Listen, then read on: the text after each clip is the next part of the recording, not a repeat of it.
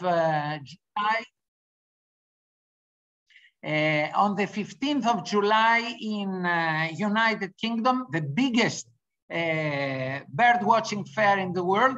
And it's important that geoparks extend their presence in all kind of activities, in all kind of events, raising their profile and helping territories which were unknown before to be present in the most emblematic events around the globe.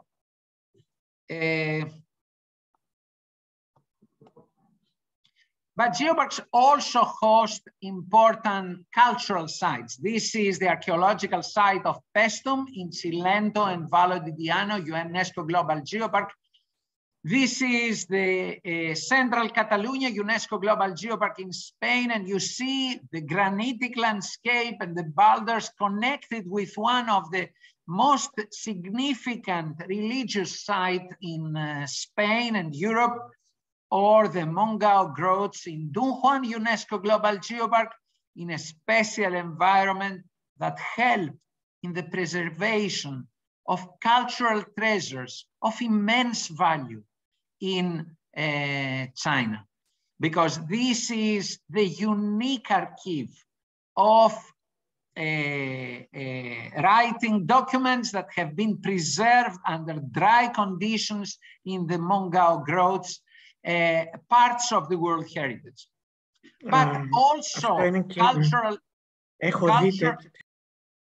cultural monuments are connected with the geological conditions, and the preservation of the cultural monuments is related with the existence of these geoparks. Here, an example of the Great Wall in China, in Bandaling, and we see that the granitic landscape play a key role for the conservation of one of the greatest monuments in the world. And I come to the Sustainable Development Goals and the challenges that we have. Geoparks have a target to show and to educate the society at large on how we can achieve to reach the Sustainable Development Goals, not because only this is an agenda proposed by the United Nations and UNESCO, but because it's vital for the survival of our communities to make the biggest efforts in order to achieve these goals, to explain, but to achieve need to understand and explain. And these are learning territories. Geoparks are excellent places in order to give us the opportunity to understand what's the meaning and how to achieve. We achieve the goals connecting geoparks with the society. Geoparks have to prove that they are fulfilling their missions on territorial, natural, and cultural heritage protection and enhancement, but also in contribution to the local development. Through their effective operation, implementation of special actions, and the creation of measurable results. It's not enough to speak. It's good to speak, it's good to explain. We use seminars and capacity building activities, but most important is afterwards to act with the people, to act with the communities, trying to reinforce their efforts on geoconservation, on nature conservation, building community resilience on natural disasters and climate change by explaining to them how our planet works. And I think that insular and coastal geoparks, being in the most fragile areas of our planet, are special areas to show and contribute towards that understanding. And this should be achieved through geo-education, but also geotourism, sustainable tourism that respects the heritage of the different territories, is a source of income and economic activities for the rural communities living on islands and coastal areas, living on mountainous areas. And through that, we will achieve sustainable development. But to achieve sustainable development, again, we need a lot of activities, and I'm running, but I'm going to present some of these activities. Don't forget visibility. Why visibility? Many of you participating in geoparks, you will see that the Council of the UNESCO Global Geoparks program is sending to all of us a message about visibility. We have to raise our profile because our territories are hidden treasures, are unknown areas. To achieve sustainable development, we have to raise profile. We have to use the label of UNESCO in order to make people understand how valuable are our territories. And to do that, we need promotional activities. We need to use visibility for the benefit of our local communities. And to achieve that, we need a lot of tools. To achieve all the previous goals, we need the protective measures for our geological heritage, on-site museums, conservation activities, capacity building activities, raising awareness to authorities and stakeholders on geodiversity. And this year we celebrate the International Day of Geodiversity. And our task as Global Geopark is to underline how geoparks contribute and use this celebration in order to raise profile and underline the value of the heritage that we host. But we cannot do that unless we have proper interpretation understandable by the general public and use new technologies and tools in order to achieve that. Some examples from the different geoparks, insular and not insular, coastal and mountainous geoparks. This is a protective shelter from Terra Vita Geopark, a simplest way of protecting a geosite, or a very sophisticated cover to protect the Pekinman site in Fangshan UNESCO Global Geopark in China. This is the first on-site museum, the Zouros site in Haute-Provence Geopark in France. And this is the Zigong UNESCO Global Geopark on-site museum. You see the dinosaur bones not moved from the site, but kept there in order to bring visibility, bring people, bring development in this territory. This is another very nice example. We see Fossa Magma Park in Itoigawa UNESCO Global Geopark, the site where two continents meet. Again, is very difficult to see the continental margins, but this is a unique site in Japan that after the creation of the geopark was properly managed and shown to the public. And this shows how important are geoparks in order to enhance geological heritage site, properly interpret them for the people, and make the people understand the value of these sites. But of course, we need cooperation.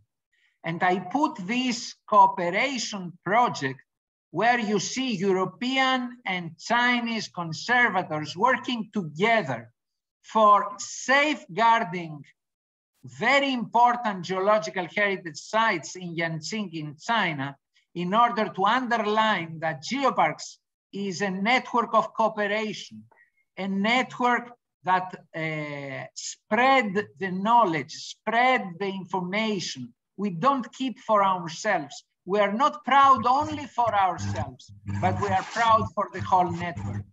This is another example that nothing can be a limit for the protection of and safeguarding of the geological heritage.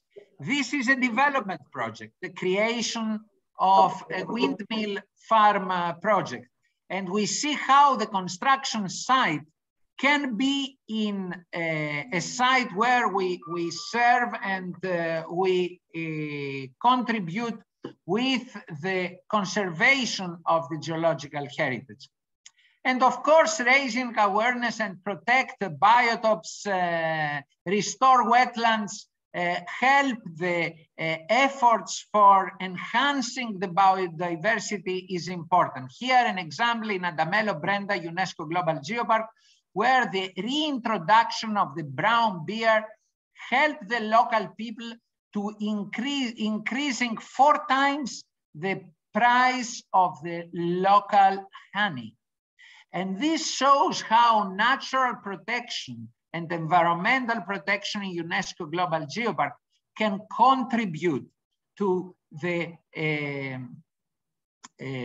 well-being and the development, the economic development of the regions. And this is another example from Sanin-Kaigan UNESCO Global Geopark in Japan, where we see the policy and the sustainable strategy for the reintroduction of white stork in rice fields cultivation inside the geopark, made the geopark the biggest production of organic rice, increasing 10 times the time of rice and creating important touristic attraction in this geopark.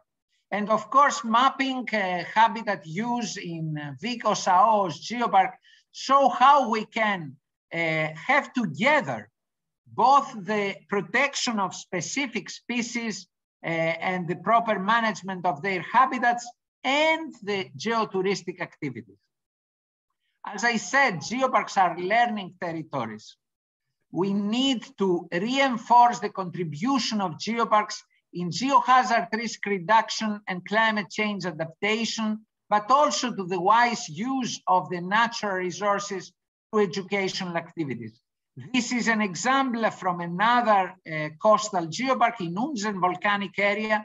We use the past hazard to educate the society at large how to live in a changing planet, in an area of volcanic activity, or using a seismic table, we can help people to understand earthquakes and to avoid disasters related with earthquakes.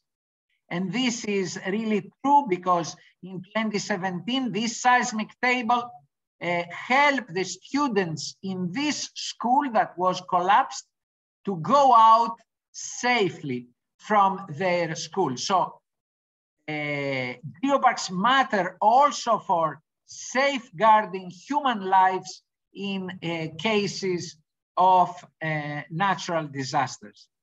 But environmental education is much more than just education on natural hazards. Water pollution and issues related to the water in Rokwa Geopark, issues related to the volcanoes in Turkey and in Germany, multinational students camp in Muskau Art in Germany, where bring European students from more than 10 countries to share their geological heritage and work together in order to build the next geopark community, the geopark community that will follow us in safeguarding the heritage of our planet. And this is the great contribution of geoparks in building new bonds with the youth and the community. Here you can see how geoparks can bring students together. These are students from Japan coming to see the geological heritage in Europe, in an island geopark in Lesbos, where you see these students studying the natural environment or studying fossils. And this is another example from a university from China studying the Lesbos petrified forest again, and show the connection between the different continents. Distance cannot stop us from exchanging and from collaboration. This is capacity building, how we can use the youth by training them. And this is a transnational cooperation project on vocational training among geoparks, again with Bergstrasse Odenwald Geopark. So how we can share our common knowledge in order to improve the geological heritage conservation and protection all around the globe. Geotourism, a form that creates experiences and help us to share what we value most about our territories in such a way as to preserve and protect the regions for the generations to come. And you see hundreds of visitors in Sobrarbe UNESCO Global Geopark, in Mount Perdido in Dordesa Valley World Heritage Site in the Spanish Pyrenees. I recall the declaration of Aruca in 2011 in Portugal about the definition of geotourism. In this important conference that took place in Portugal, geotourism was defined as the tourism which sustains and enhances the identity of a territory, taking into consideration its geology, environment, culture, aesthetics, heritage, and the well-being of its residents. This shows the important role of the geopark. And which are the activities that we can have in geoparks? From geopark, geosite interpretation, from guided tours, trekking, horse riding, cycling, geo-rafting, running, boat cruise, canoe kayak, scuba diving, geo-snorkeling, sailing, and explanation of coastal geodiversity. There is nothing that can limitate the offer of activities that enhance the geological heritage preservation and utilization for the sustainable development of rural communities. Some images from such activities, for example, guided walks in geosites or guided tours. This is hiking paths in Apuan Alps in Italy, using of indigenous people in Araripe Global Geopark in Brazil for the operation of geoparks, and exactly the same in Bergstrasse Odenwald Geopark in Germany. Geoparks are based for their operation in local communities and local people. This and for presenting and providing tourist services. This is cycling paths in Caravanque in UNESCO Global Geopark, horse riding in Massif des Bauges, UNESCO Global Geopark in France, climbing activities for students in Forest 4 Geopark in United Kingdom, and athletic events like this is a Lesbos Geopark relay with the participation of many inhabitants and tourists, but also refugees in a race of 320 kilometers connecting all geosites of the geopark. And this is the Geopark Challenge in Rocua Geopark, a tough race with a variety of activities, 24 hours adventure race in Rocua. But coastal areas also have the speciality that we can use much more our geological heritage, especially around the coast. Here you can see geo-cruise in Shetland geoparks or in Basque Coast Geopark. This is the boat of Hong Kong Geopark. These are activities around the coast in Oki Islands in Japan. This is underwater geodiversity promotion through scuba dive in Lanzarote UNESCO Global Geopark. More than 250 enterprises are helping the local people to achieve sustainable development. This is whale watching in Azores, another activity for a UNESCO Global Geopark, and this is geosnorkeling for underwater geodiversity in Beigua UNESCO Global Geopark in Italy. And this is a wellness spa in Batur Caldera in another island UNESCO Global Geopark in Indonesia. Geoparks contribute to the sustainable local development and have concrete results in that. There are not words, there are real results, because they increase visitors in the area of geoparks. They create new infrastructure and improve the accessibility of sites which can host the visitors, create employment, especially for young people, establish new tourist activities and new enterprises, promote local accommodation and gastronomy, enhance local products, create human cooperatives in different parts of the world, and improve living conditions of the residents of the local communities. Here you see a young couple. This is in Zigong UNESCO Global Geopark, and they show proudly the label given by the geopark for their new enterprise that help them to build a sustainable future in a rural area within this geopark. This is an example of using the local geological conditions for geocooking in a geothermal field in Furnes, in San Miguel, in Azores, UNESCO Global Geopark, where we have 9 islands, 1 geopark. It's an oceanic archipelago, a very nice geopark that shows how geodiversity and geosites can support the sustainable development. And beneath the local food preparation by women cooperative in Lesbos, and here you can see how we can promote local products in a geopark supporting the local communities. Why? Because we have the restrictions. Every policy for the protection of nature for sure have restrictions.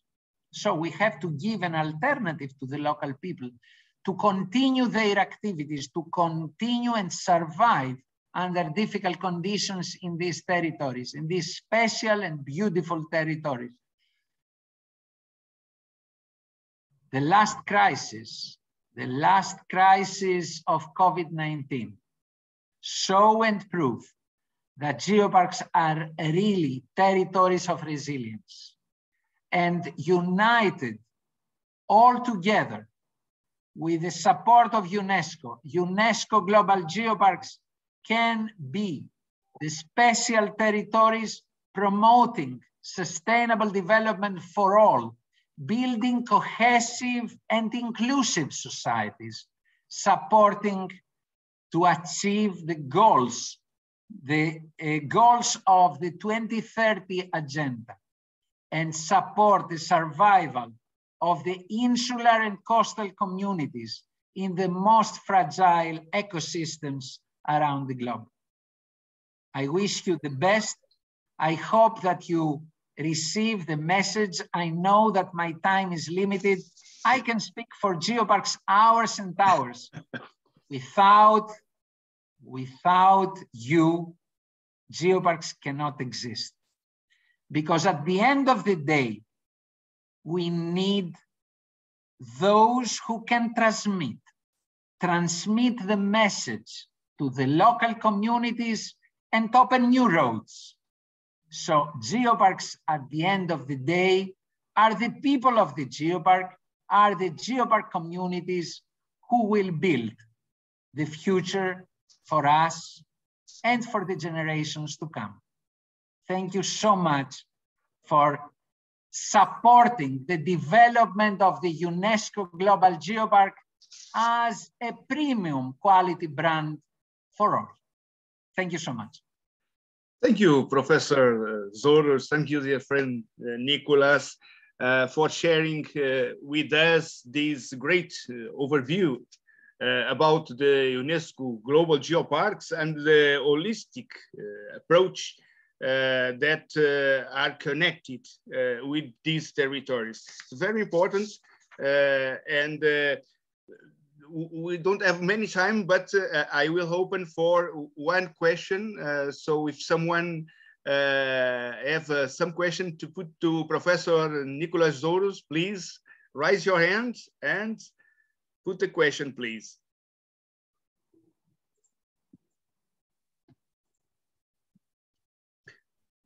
Well, if someone don't put a question, I put one.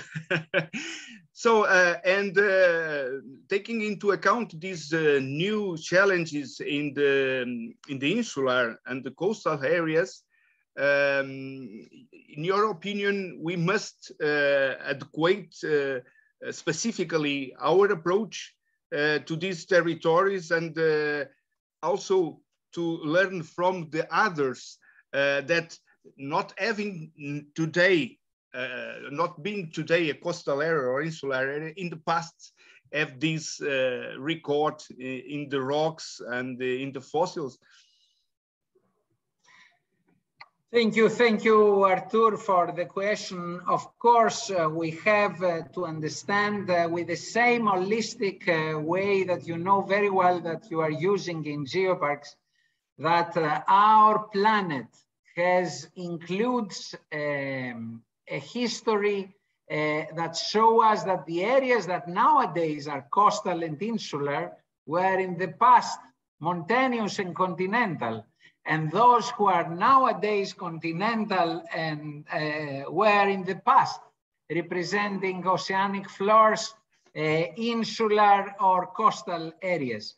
That's why the geological record helps us to restore the history and understand the challenges of the past and help in building more healthy communities and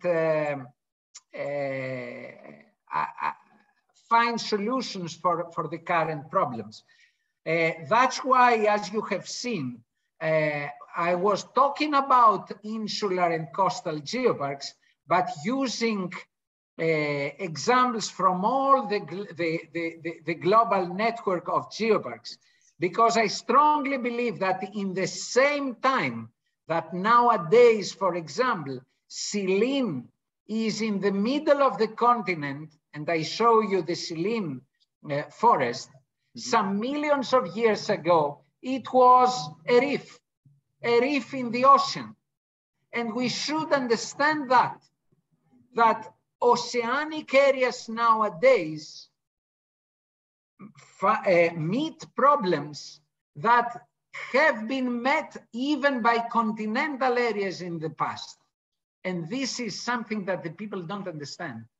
This helps us understand the changing of our planet, and also understand the dimension of time. We are living on our planet just the last second.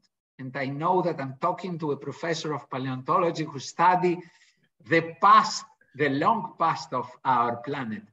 So we should understand that it's not affordable, neither for us nor for the planet, to destroy just in this last second what has been built all the previous years by being not wise in use the resources that our planet offers to us. So thank you so much for the question. Zouros. Thank you once again for the invitation. And I hope that my presentation was useful as a general framework for the very nice presentations that I have seen that will follow. I wish you all the best and warm congratulations for organizing this important capacity building activity on the 30th anniversary of the UNESCO Chairs project. And I'm sure that we will have many more opportunities to collaborate as chairs, as geoparks, as universities, with all the colleagues, with all the participants. As I said, geoparks is a world of sharing. So everybody is allowed to give us questions, to ask for support, to ask for help. The GGN and everyone in our community is ready to support all communities and all initiatives around the globe, and especially in Africa, in Latin America, in the Arab states, in the small island countries, where we need to have more geoparks as soon as possible. Thank you, Professor Zouros. Was very inspiring, and you have a lot of very nice and positive reactions to your presentation in the chat. And now it is time for the next key presentation. It's time to introduce yourself, Dr. Elizabeth Silva. She is a researcher of the Geoscience Center of the University of Coimbra in Portugal, and she is now the president of the advisory committee of the Global Geoparks network. About her work, we can say also that during 7 years, she was member of the Portuguese National Committee for the Intergovernmental Oceanographic Commission of UNESCO, and during 28 years, she was the responsible for the science sector of the Portuguese National Commission for UNESCO. She is a recognized specialist in geoparks and sustainable development goals. And recently, she was directly and I must say deeply involved in the organization of the 22 United Nations Ocean Conference that was held in Lisbon. And today, she will honor us with a keynote about UNESCO Global Geoparks and the contribution to the Sustainable Development Goal 14. Thank you, Dr. Elizabeth. Thank you, Elizabeth, for your presence, and you have the floor. Well, thank you so much for this opportunity. It's quite a privilege to be with you and so many colleagues, not only from the executive board of the Global Geoparks Network, but I would like also to greet Professor Emílio Gomes, the director of the Universidade Trás-os-Montes de Alto Douro in Portugal, of course, and the host and the chair of this UNESCO Share on Geoparks, Sustainable Regional Development and Healthy Lifestyles. It is a privilege and an honor to be joining you in this adventure that has taken us from 6 years already working together. Also, my deepest respect, thank you very much. Obrigado, Professor Francisco Lima Jr., for being with us all the time since the creation of this UNESCO Share, and for connecting both continents through the Atlantic Ocean. So once again, the ocean connects us, and that's a reality. So thank you so much. Obrigada, Professor Francisco Lima Jr. Also to Professor Nickolas Zouros, of course. And I'm very grateful that he made this big introduction, this overview, a general overview, because now we are going to go in deep. We are going to dive into one of the most relevant SDGs, the Sustainable Development Goal 14, that has to do with life below water. So I'm going to share with you my presentation. I hope everything will work out fine and that you can all see it. So I'm sharing my screen. I hope it will open so that I can start my presentation with no delay. I'm sorry for... To enlarge? Yes, I know. As Professor Nickolas Zouros, okay, yes. I think now you can see it. So it's quite a responsibility to be here today because we are talking about oceans, people, and cooperation for sustainable development. And I know that we have more than 200 people participating in this wonderful summer university from so many countries, even from small island development countries. I've seen some names that I saw before when we had the fortune to be together in the University of Trás-os-Montes, Douro, from Antigua and Barbados, for instance. It's so good to see good friends, new friends, and colleagues from the Global Geoparks network. So, like I said, now we are going to dive. We are going to dive, and I hope you enjoy what I'm going to tell you about. It's very important that you understand a little bit more further that everything that Professor Nickolas Zouros has said has taken an amount of time and work, hard work, to reach to this quite recent UNESCO Global Geopark designation. We worked since 2000, so we have more than 2 decades of work. But in fact, we started in a very early time, as he said, in 2015, when it was approved during the General Conference. 2 years later, although I belonged also to the working group who created this amazing international program, the International Geoscience and Geoparks program, as Professor Troussard and so many others. I had the privilege also to be on the next session of the General Conference at UNESCO, presiding the Science Commission. And it was quite a privilege to speak for the first time about UNESCO Global Geoparks' role on the Science Commission, talking about a new designation, because we have World Heritage with more than 50 years going on. We have also the biosphere reserves, also celebrating 50 years of existence. But we are very recent as an international geoscience and geoparks program. We only have 6 years, but a lot of work has done. And we have one singularity. In our designation, we have the wording UNESCO. We are UNESCO Global Geoparks. So we have great responsibilities, because UNESCO messages are of increasing importance nowadays in a globalized world where interconnections and diversity must serve as opportunities to build peace in the minds of women and men. Well, UNESCO was created after the Second World War.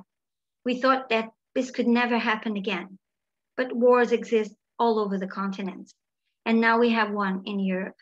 So I should say that UNESCO is still on the wave, on the agenda of everything that we are dealing with. The principles and the goals and the objectives of UNESCO, they are also intimately connected with what the UNESCO Global Geoparks do. So this program, this so recent program, it's an international program. It is not an intergovernmental program. And this is a very different perspective, because it has to do with the bottom-up approach and the evaluation done to the geoparks. So it's quite different from the other programs that we have, which are intergovernmental. And Christophe has already spoken about the Intergovernmental Commission of IOC for the ocean, which deals in great partnership with UNESCO with ocean-related issues. But the geoparks also do it. Why? Because under the umbrella of this new program, the International Geoscience and Geoparks program, it helps to understand better the relations between people and our planet through outreach and networking, aiming to promote a more sustainable world, as Nickolas Zouros has already said. It is interesting to see it is a scientific program, and it contributes for the 4 pillars of UNESCO. So, education, science, culture, and communication, and information. But it took a long way a very hard one to come here and reach this point. As you can see, many of the programs of UNESCO have more than 50 years. And you can see the pathway that we have reached. So many meetings to reach finally the approval of this so important program. Of course, we have faced a lot of challenges, but also so many opportunities under the umbrella of UNESCO. Now we can say UNESCO Global Geoparks. We are not talking about belonging under the auspices of UNESCO. No, we are really family, a family belonging to the UNESCO family and to all the missions and objectives of this great organization that I have worked with for 28 years. A little bit emotional on that. Well, you have heard more than once how many geoparks we have in the world. And this number is increasing. We are still waiting for many results from the evaluations. Many evaluations are also waiting from many other aspiring geoparks, waiting to enter to this fabulous, fantastic global network. And as you saw with the Professor Nickolas Zouros presentation, it is quite magical to belong to this network. Why? Because it has not only astonishing geosites of international value, but because it interconnects all that we saw with people, with the local community, involving everyone. And as Professor Nickolas Zouros said, what is a UNESCO Global Geopark? And I think it's worthwhile to repeat it, because there are some doubts sometimes when people want to create a geopark. But a geopark is a single unified geographical area where sites and landscapes of international geological significance are managed with an holistic concept of protection, education, and sustainable development. So the UNESCO Global Geoparks, they are like chapters of this big book, which is planet Earth. And every second counts. Every second for us, living species on this planet. We, as all the animals, other animals, living creatures of this planet, we depend on this planet. And the planet does not depend on us. I think I have a critic that is speaking, but okay, everything's fine now. So with the geoparks, we can explore, develop, and celebrate the links between the geological heritage and all other aspects of the area's natural, cultural, and intangible heritage, as you saw previously. And that is amazing. That is passion. And that's why I believe in the concept of the UNESCO Global Geoparks. And I really work hard to continue to spread the word how important it is to talk about these territories and why they need visibility. These are the four pillars to have a UNESCO Global Geopark working as it is in the criteria of the International Geoscience and Geoparks program. It requires geological heritage of international value, a very well management structure, great visibility, as you saw. We need to have this visibility. And I'm going to explain a little bit more why. And of course, networking. And that's what we're doing here. All these UNESCO shares working together, all these UNESCO Global Geoparks staff members that are here today, all people interested in these issues, all aspiring geoparks that are with us today, they want to understand more and to improve, not just those who are already UNESCO Global Geoparks, but those who want to aspire to become UNESCO Global Geoparks. So this is an ongoing process, and the evaluation process is very, very hard It demands a lot, and it's not forever. You have to work very hard to maintain the label. Once you have it, you cannot stop. And you have to show it to the world. Show that your territory is a territory with a UNESCO label. And that is the value of your territory, because it has that excellent recognition from 195 state members of UNESCO. Well, we have somehow a glue, something that connects all the hard work that UNESCO Global Geoparks do. And it is intrinsically related to the targets defined by the 17 Sustainable Development Goals of the 2030 Agenda that have already been mentioned. And here they are. Of course, I could be, as Professor Nickolas, talking about hours and hours about these Sustainable Development Goals. But I'm going to focus on the 14, life below water.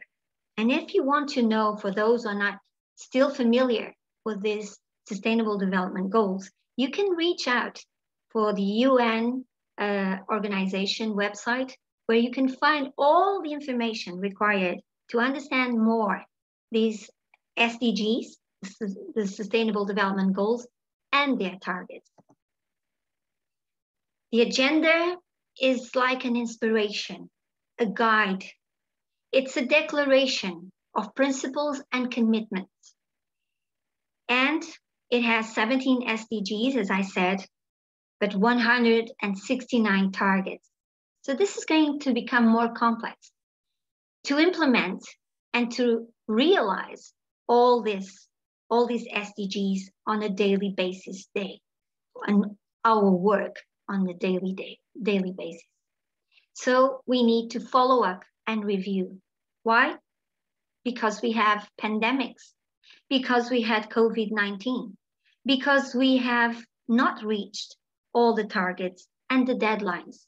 So we need to constantly do the review. But when we started in 2015, it were selected special 8 SDGs. Number 1, 4, 5, 8, 11, 12, 13 climate action, and 17 partnerships. But then in 2020, it was proposed to extend those 8 SDGs to 11 and add number 6, clean water, number 7, affordable energy, and number 10, reduced inequalities. Well, I've done my research, and this is from my PhD, and it is quite amazing why we do not have here SDG 14 or for instance, SDG 15. Because as you saw previously, we have so much to talk about what we do in the insular and coastal geoparks, but also around biodiversity. So, as I said, we are going to dive deep and see how hard it is to put into action all these SDGs. Because as I said, we have 169 targets. I should say it would be the second layer, but then it gets harder and harder because all these 17 SDGs, they have indicators. They have 232. So as you can imagine, to have an action plan of a UNESCO Global Geopark connected with the SDGs, it's quite hard to choose the SDGs that you want to work and to explain them to the local communities, to the students, to the ambassadors of the UNESCO Global Geoparks that are all of us. So this is very complex, but it is feasible. But as I said, I'm going to focus on SDG 14, which has to do to conserve and sustainable use the ocean, seas, and marine resources for sustainable development. And as you can see, once again, it is not easy. Look how many targets we have. 7 and 3 special ones.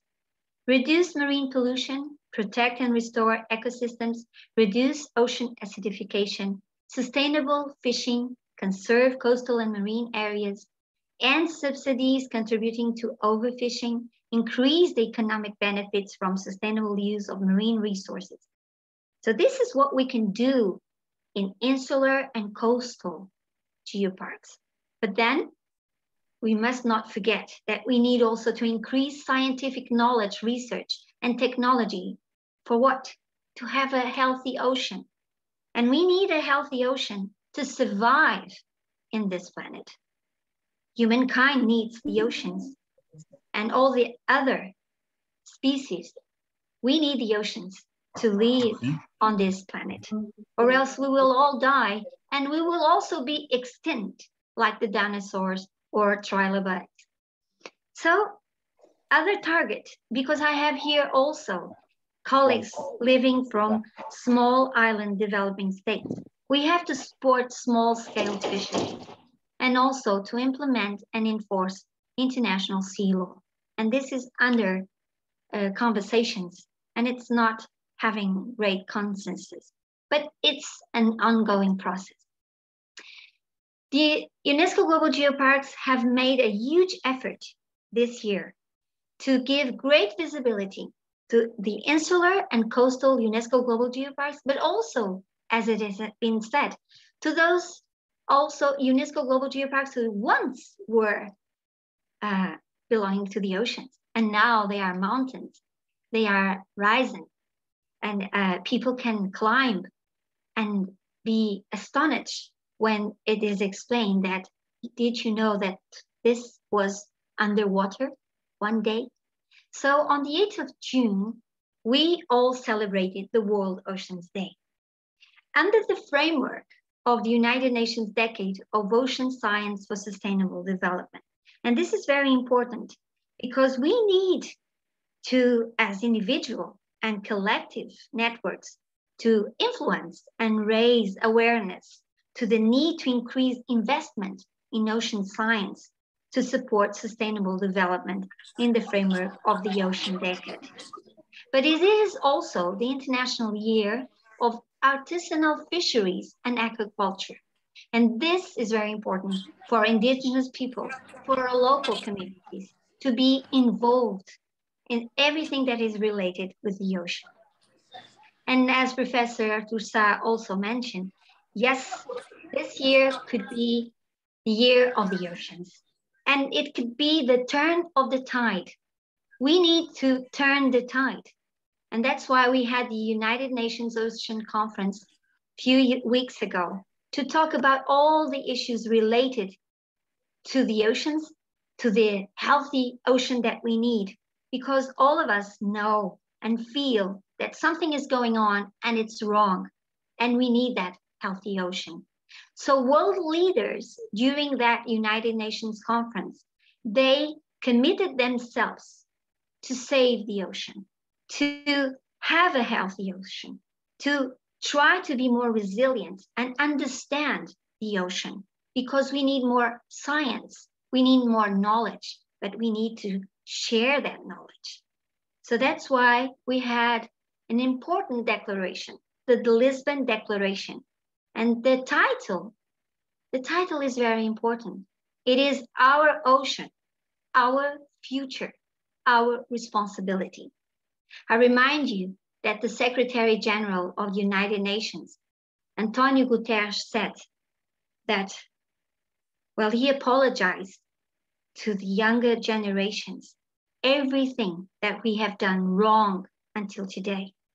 He apologized in front of everyone, saying that, yes, we did not do the right things, but we can change. It's time to change. We can all do our efforts to change what is happening so that we can live in a healthy planet, so that we can survive in this planet for future generations. It was an amazing conference. UNESCO was there also. The Director General of UNESCO, Mrs. Azoulay, she was there too, to commit UNESCO and to make a call for action. Youth was there. And even a famous actor, Jason Momoa, which is well known for being Aquaman and the ambassador of UNEP. He had his children there, and he's also an ambassador for SDG 14. And during the plenary of this General Assembly of the United Nations, all member states made so many commitments and investments, and also expressed their commitment to change the tide. Many world leaders were there, and the conference was co-hosted by Portugal and Kenya, and it's very important. And we had also a high-level Ocean Decade Alliance meeting where many commitments were also made to change, because we need to change. Well, in fact, the UNESCO Global Geoparks couldn't be there as we wanted, but the aspiring one was. It was from Portugal. It was the aspiring Geopark Oeste. And he had the opportunity to talk about the Global Geoparks Network, the importance to be and to become a UNESCO Global Geopark. And being an aspiring coastal geopark, it expressed its commitment also to a sustainable ocean. So we had a special publication regarding the geoparks and the oceans, and how geoparks can contribute to the decade of the ocean. Many examples were done and given by our UNESCO Global Geoparks in the field of the oceans. It is available on the website of GGN, so you can read about all these amazing examples that you have of insular and coastal geoparks working so hard to have a healthy ocean and to create awareness. But we have also to work harder, because in the framework of UNESCO and during the executive board, we have an important document, UNESCO and the ocean.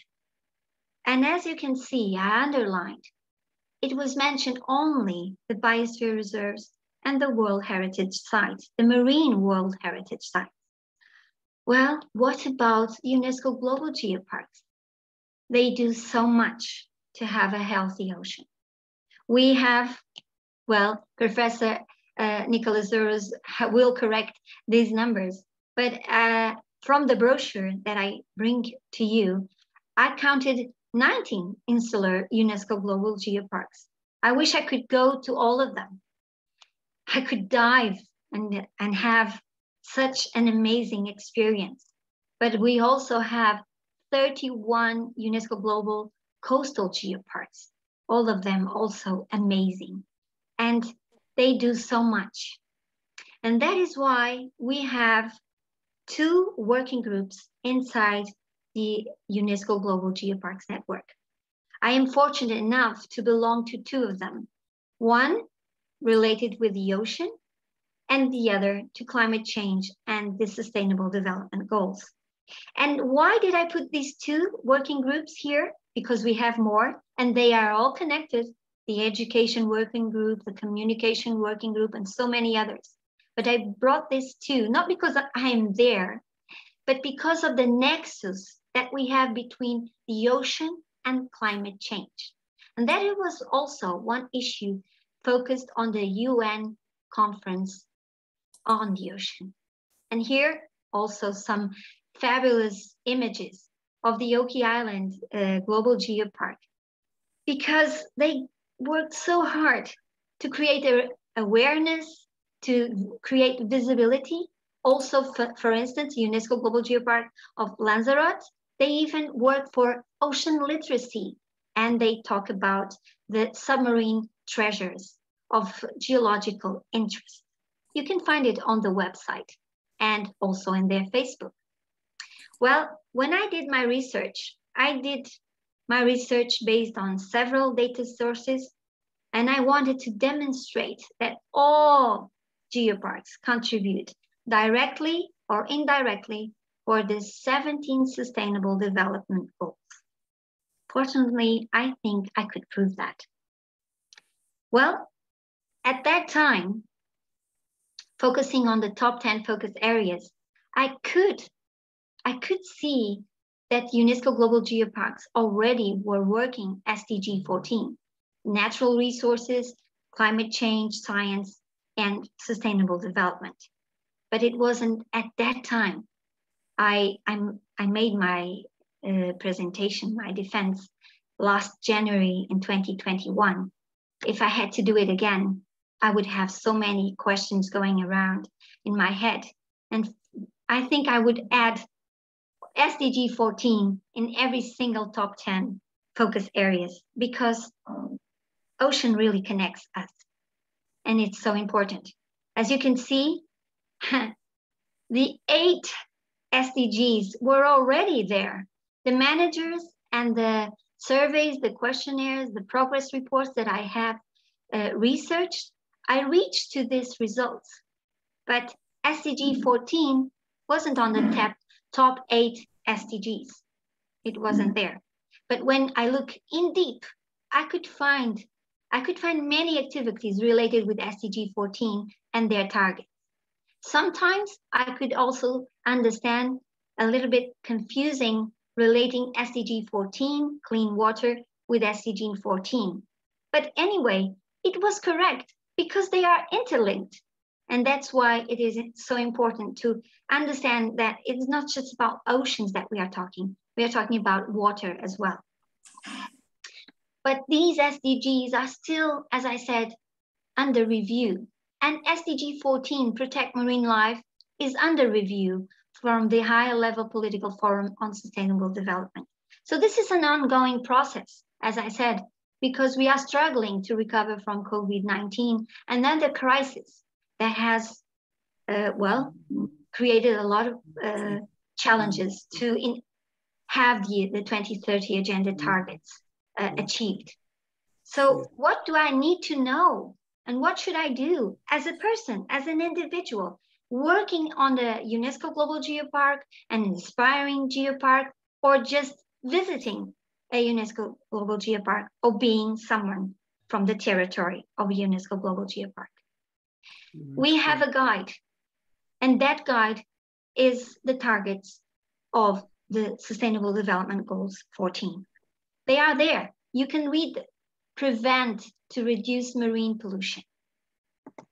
You can see that we have already issues related with sustainable manage and protect marine and coastal ecosystems to avoid adverse impacts.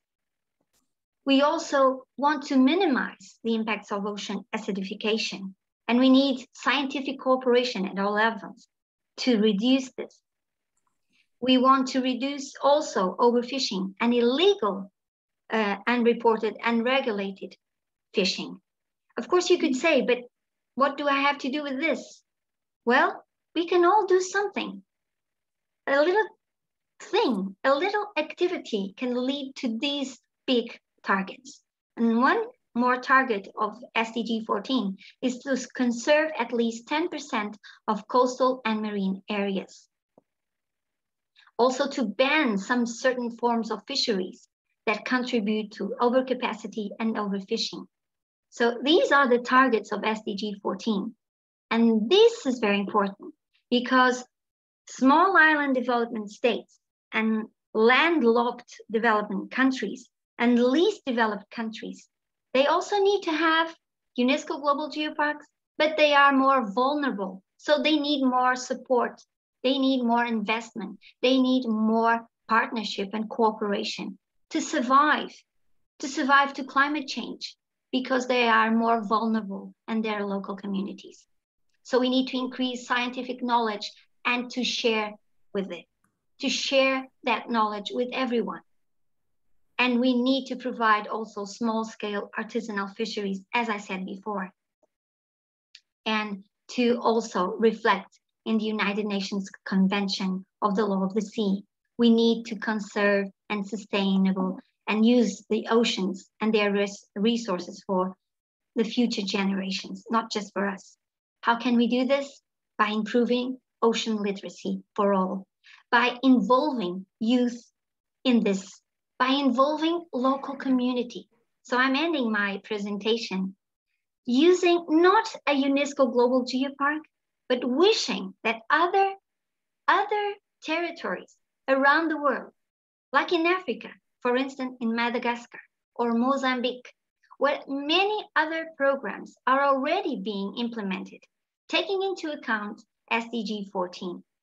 And RARE is the program that is dealt in Mozambique to have the involvement and empowerment of coastal communities to sustainable management the coastal fisheries. This is the program already going on. And as you can see, they are targeted to Sustainable Development 1, end poverty, reduce hunger, and working for Sustainable Development Goal number 14. We need these countries, we need these regions to belong to the UNESCO Global Geoparks. So it's time for change. Let's change this. Let's unite our voices, our action. Let's work together. Let's do it by doing under networking, great visibility, and creating awareness to all of this that we have spoken today, this morning. Thank you so much for your attention. Thank you, Dr. Elizabeth. Thank you, Elizabeth, for this fantastic presentation. For sure that people enjoy it a lot, and probably someone have questions. So if we have time for one or two questions, or you can, of course, send your, put your question by email to Elizabeth Silva, that for sure she will answer you. But we have time for one question. If someone want to put a question, please.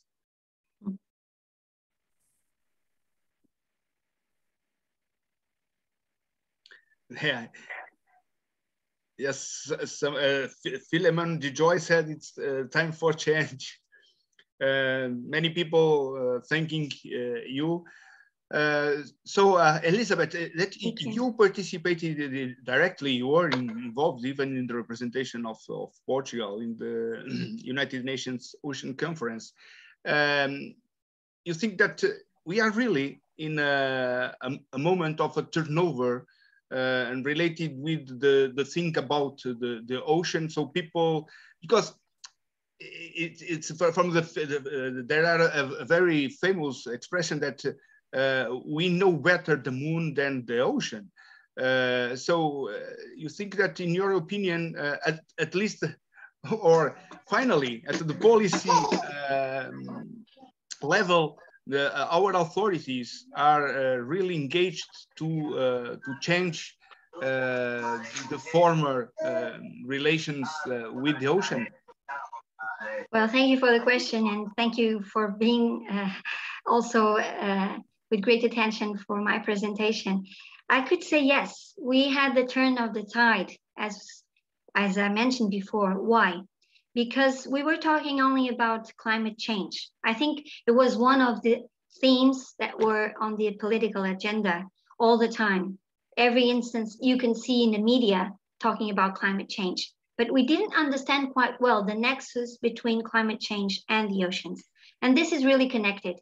And we had other decades and international days regarding water and saying that water is life. But we kind of forgot that water is also the ocean.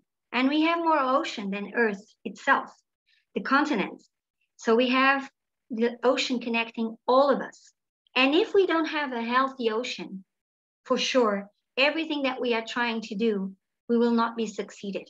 So I do believe that the Lisbon Declaration, because we have really effective commitments and real investments of millions of dollars that have been expressed by member states that express their contribution for the least developed countries, for small islands, for landlocked countries, to improve what has been done regarding marine pollution, regarding everything that we do with human activities that ends up in the ocean.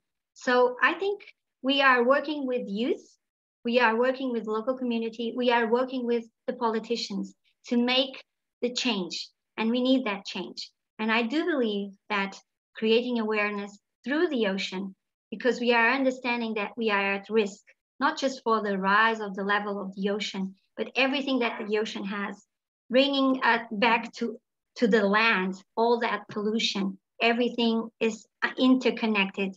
All the living species underwater are suffering. We are polluting the oceans. And if we are continuously doing that, we will end up, as I said before, by other species that we perhaps never thought that they could be extincted. Now we know, we have the technology, we have the scientific knowledge, but we have to share it. The developed countries must share. We cannot longer stay with that knowledge and technology and leave all the others behind. We have to include, and as the agenda says, leave no one behind. So I would like to just finish my sentence, because I have so many people here from small islands, from least developed countries, from people who live next to the ocean. They swim every day. They know how important the ocean is for their lives. The local communities know that. The indigenous people, they know about that. Maybe we forgot that. So we have to say once again, we need a healthy ocean. For that, we need action. And I think that United Nations Conference said it, a call for action. No more words, but activities. Thank you. Thank you, Elizabeth, for your presentation. It was very important for us. I see that we have already Professor Dr. Ibrahim Komoo is already with us. However, we have the agenda, and there are a lot of people in Latin America that are needing to take a breakfast, in Europe a lunch, and in the Asia the dinner or a refreshment. And especially here in Portugal, that we are suffering a heat wave. With this moment, we have already outside 43 Celsius degrees. It's catastrophic almost. And we will make a 45 minutes break. We will start with Professor Dr. Ibrahim Komoo in 45 minutes exactly. So to all those that we in this moment, 97 people attending this course, it's something outstanding. I'm thanking you from my heart. And for sure, it will be very interesting for all of you, because now it's time to see specific examples that will be shared about these questions, about the questions related with the oceans, the past, the present, the future. And this will be for sure very interesting for discuss. So please make a little break, take eat something or drink something, and take a little rest. In 45 minutes sharp, we will be here to start the second part. So see you in 45 minutes. Thank you. Thank you. Thank you very much. Bye-bye.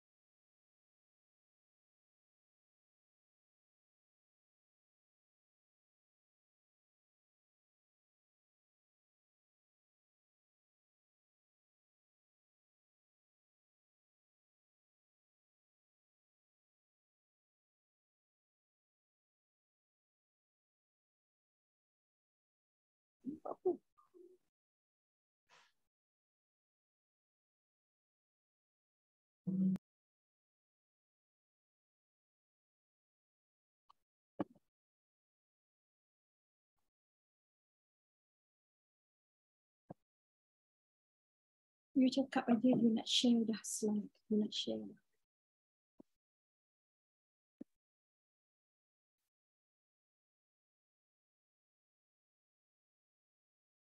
Prof. Abdul,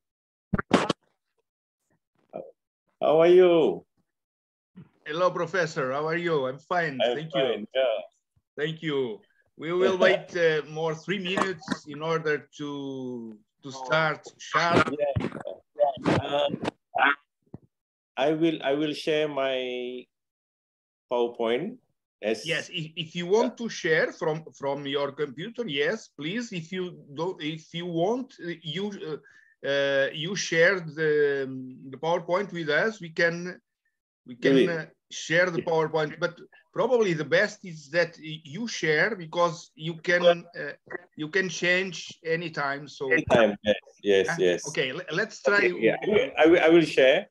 Do you think I can do it now? I only want to introduce briefly yourself, and after we can do it. We can do it. Everything okay with you in Malaysia? Oh yes, it's quite busy now since the COVID is already slowing down and country is open. So this is very good news. This is very good news. Yes. So I just came back from evaluation mission in Turkey. Oh yes, I saw that you was in Turkey. Yes, I have two evaluation missions next month to Vietnam. Oh, good. Yeah.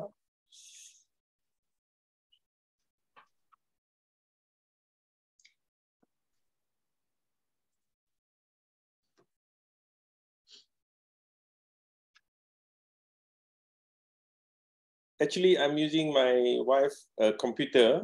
Perfect. That's why I'm not sure whether I can manage to share or not. That's the reason. It's very easy. Above, when you move the mouse cursor, you see that sharing screen, and you need to have the PowerPoint open and you choose the PowerPoint and immediately share. Okay. It's very thanks. easy. Yeah.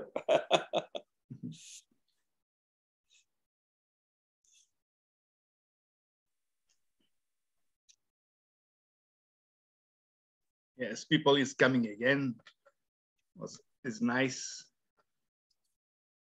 So we have a very impressive number of people attending, and from very diverse countries.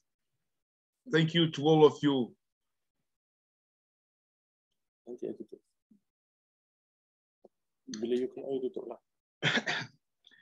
Okay. So, Professor, we can start?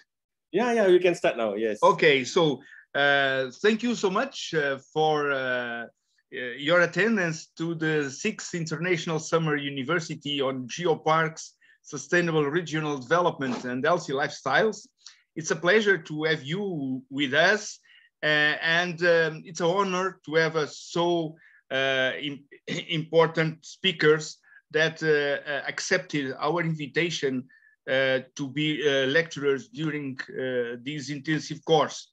And the first day, the first presentation in this afternoon will be in charge of the Professor Dr. Ibrahim Komoo. He is Professor Emeritus of the University Kebangsaan in Malaysia. He is also Vice President of the Global Geoparks Executive Board. Is a person with a very large experience in geoparks. Is the scientific director of the Langkawi UNESCO Global Geopark in Malaysia. for sure a recognized authority in UNESCO Global Geoparks. He's a senior evaluator of the board of the roster of evaluators of UNESCO Global Geoparks. And today he will share with us the experience of Langkawi Island and the UNESCO Global Geoparks management. Thank you so much, Professor, for the acceptation of our invitation. It's something that honors us. And please, you have the floor. Thank you very much, Professor Arthur Sa. It is a privilege to be invited. And today I would like to share some of my experience developing Langkawi UNESCO Global Geopark. Let me share my presentation first. Yes, please.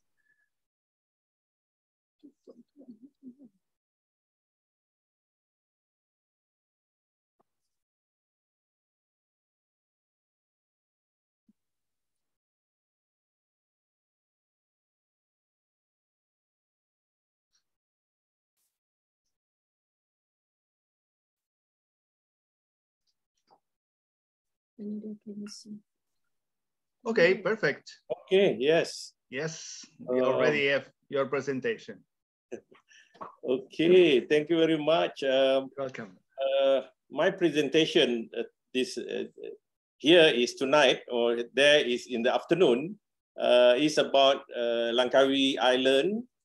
And I'm going to talk about the management of Langkawi Island as UNESCO Global Geopark. We have experience in about 15 years in managing Langkawi Geopark, and so much can be shared, but for a very short time, I will only share some of the interesting experience. I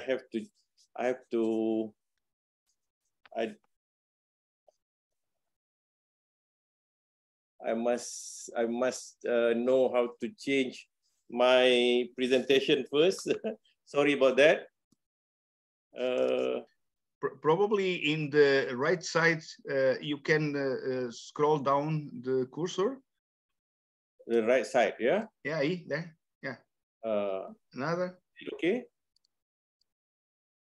And okay. Yes. Okay. Okay. You know that UNESCO Global Geopark, Langkawi UNESCO Global Geopark was designated in 2007, and the first in Southeast Asia, perhaps the first in Asia Pacific outside China. So we have a long experience. Is an islands, 99 islands. We call it Island of Paradise. Out of 99 islands, only 3 islands have people living on it. The 3 biggest islands. The rest is completely Paradise Island. The reason for Langkawi become UNESCO Global Geopark because we have the oldest rock formation, continuous rock formation of Paleozoic rock, and a variety of exotic fauna and flora, as well as spectacular landscape and also seascape.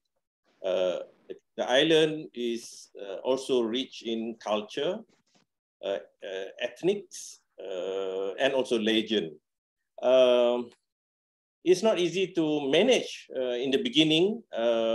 We use a multi-dimensional approach in managing Langkawi UNESCO Global Geopark, whether in the formal or formal, non-formal, and informal manner. This is a formal management organization. We have Kedah Geopark Kedah Advisory Council, Kedah is a state chaired by Chief Minister of the state. Usually the meeting is only once a year, but most importantly, we have this coordination committee chaired by Chief Executive Officer of Langkawi Development Authority. So the whole Langkawi, we have the Development Authority. So the objective of the Development Authority is more or less same as objective of the Geopark. In that way, we are blessed that half of Langkawi Development Authority function is also developing UNESCO Global Geopark. Of course, I'm the advisor, giving the input on the scientific aspect as well as the technical aspect, and to provide connectivity between Langkawi and the global. Most importantly, we have a secretariat, which is a unit or a section, Geopark and Sustainability section under the Langkawi Development Authority. I will talk about that later. And the Geopark is also supported by 3 working committee, promotion and physical development subcommittee or committee, education and public education committee, and conservation and scientific committee. But most importantly, it's about informal. So our informal management approach involves a scientific support system, which I will talk slightly later, cooperative management, Geopark partners and ambassador play very major role, and friend of Langkawi Geopark.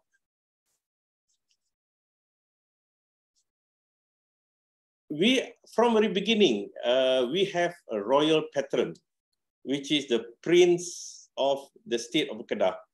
We felt that having a princess as a patron can provide huge stability. Stability in terms of political changes, as well as the administrative leaders changes almost every 2 or 3 years. So the princess has been very keen in the development of Geopark. She has been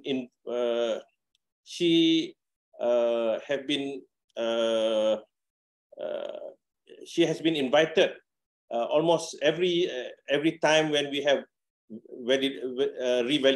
revalidation, and she also provide a lot of support, and most importantly, every year we have to report to her about the progress of Langkawi UNESCO Global Geopark.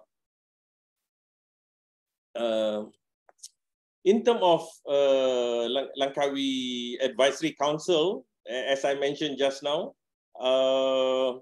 is chaired by Chief Minister. This is an advisory committee to ensure that Langkawi always moving in the right direction, right track, fulfilling the UGGp vision, particularly in promoting sustainable development and tourism without depriving the need for local community development. So far, we have a good support from the council. We will have this year council meeting in a week time. As I mentioned earlier, Langkawi UNESCO Global Geopark is supported by Geopark and Sustainability section as a secretariat. This is a very powerful secretariat led by a Geopark manager, Mr. Azmil, and the section comprised resident geologists. They have a team of geosite monitoring unit, education and information unit, planning and development for infrastructure, as well as looking after a geopark guide, supporting geopark guide in terms of training and the development. And the section also promote Langkawi UNESCO Global Geopark in the global arena, together with promoting the tourism. We have Geopark Discovery Center recently built for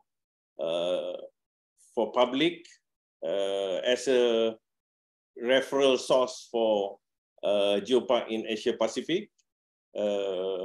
And this section implement and monitor geopark projects and activities approved by coordinating committee.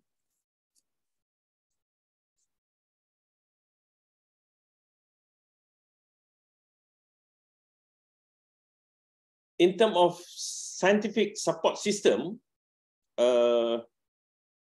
my Langkawi Research Center is within the geopark.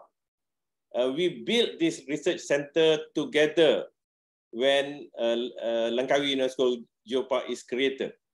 So we have scientists and also postgraduate students in the Langkawi Research Center, and they are continuously doing work for masters and PhDs project related to conservation, related to environment, social participation and social development, as well as the economic tourism and economic development.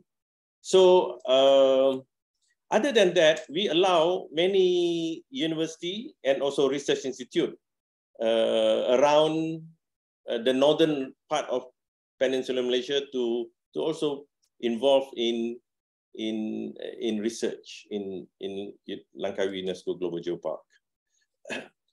This is something that I would like to share. It's very important. In the last 15 years or so, we managed to bring the community to be part of the geopark by help supporting cooperative. Two examples. One is a cooperative of Kilim Village Community Limited. This is actually is a small holder fisherman.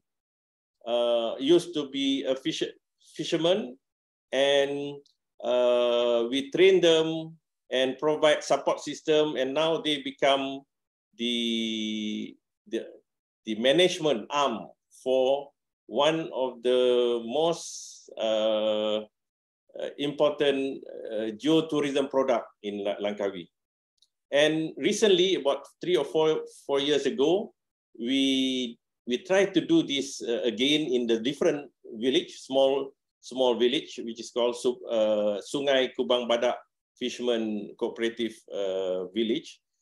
We introduced the new concept, Kubang Badak, actually Bio-Geo Trail, is wrong spelling there, Bio-Geo Trail, the trail that link the story about biological, geological, as well as culture.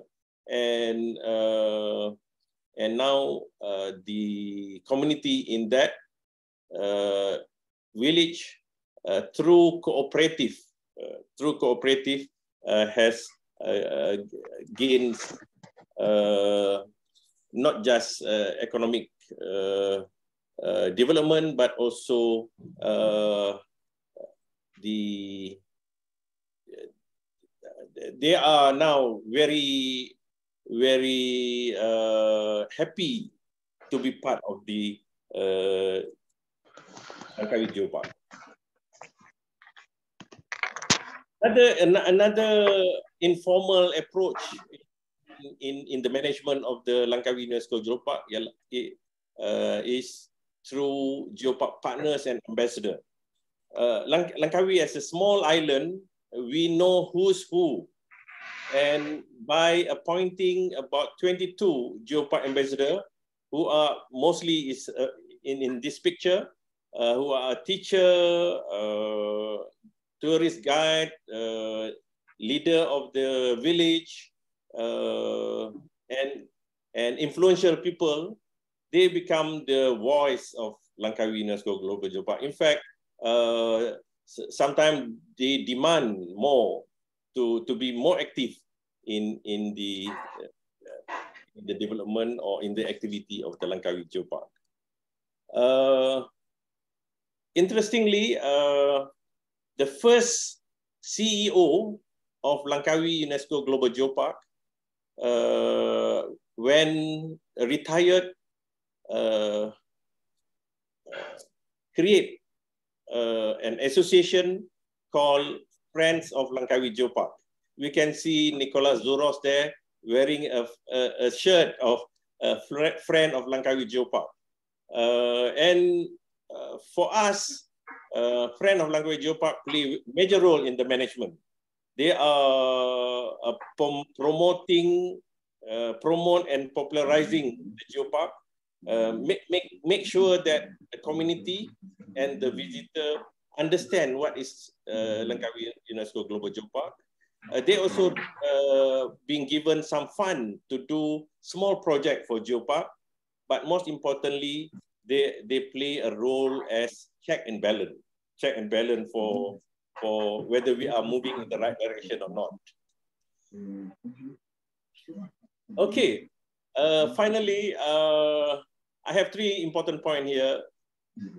But before that, I'd like to show you this nice picture of Christine and together, if I'm not mistaken, when they are coming to Langkawi for the 3rd revalidation mission. You know that during that day itself is Eid al-Adha, the celebration of the Muslim. Celebration of Muslim in that day. So we give them the true clothes of the Malay community. So we are wearing the traditional Malay community, usually very colorful. Okay, first point, for the management of the geopark, emphasis should be given to the holistic approach in managing natural resource, tourism activity, and local community. We cannot just do one, but how to create all 3. Secondly, co-management is very important, sharing power and responsibility based on co-management practice. So committee will decide, but each authority can do their responsibility. And finally, a representative of the stakeholders from local community, scientific community, government, agency should share knowledge, should be able to share a little bit of power and responsibility. I think I'm sharing a little bit our experience in Langkawi UNESCO Global Geopark. And thank you again, Prof. Arto Sa, for giving me this opportunity. Thank you very much. Thank you, Professor Ibrahim Komoo. It was a great presentation, and for sure, the sharing of a very important example of management. I think that we have time for one question to Professor Ibrahim Komoo. So, someone have a question, please?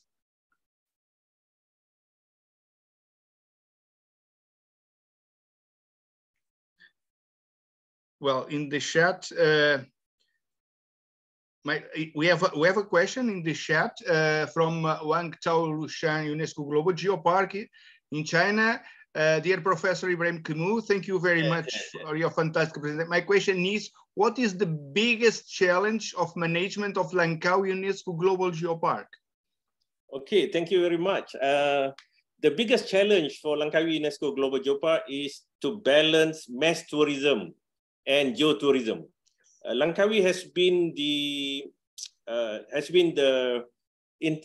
international tourism destination more than prior to COVID, more than 3 million visitors, and we would like very much to diversify the location and the activity. So this is our challenge: how to move visitors to many places and reduce the number and reduce the impact to environment. Thank you. Thank you, Professor. In fact, it was my question related with this because I never forget. It was an experience for life when I visit Langkawi during the GGN conference. That in the end, we were stuck during some days in Langkawi due to a volcano in Iceland. Yes. And during this time was possible to see that effectively you have important challenges that related even with the ocean and your insular the fact that you are insular area have different challenges because it's a dream place to travel. It's a place when many people in Europe, for example, dream to, for example, in honeymoon to go there. Thank you so much for sharing your experience with us. Thank you. You're welcome. You're welcome. Thank you very much. Well, it's time to go forward to the next speaker. It's someone also very known. It's the Professor Dr. Alireza Amrikazemi. He is the scientific coordinator of the Qeshm Island UNESCO Global Geopark in the Islamic Republic of Iran.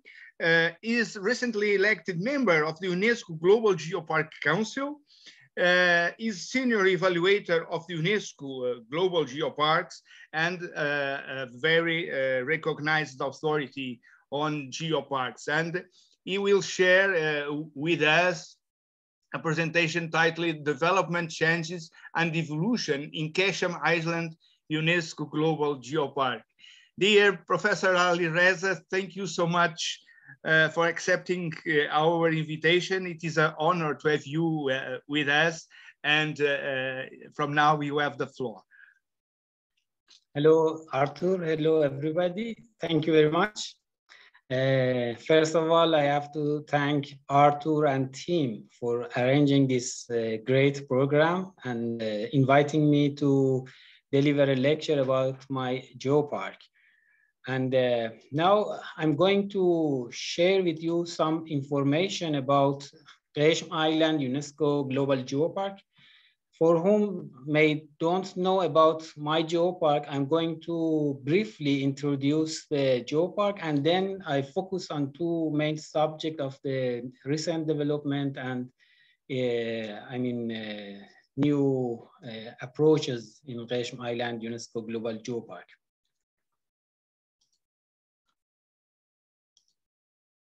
As you know, Qeshm Island is situated in Middle East, in the Strait of Hormuz. And this is the exact location of the island. The area of geopark is almost 2,000 square kilometers, and the population is something around 160,000 people.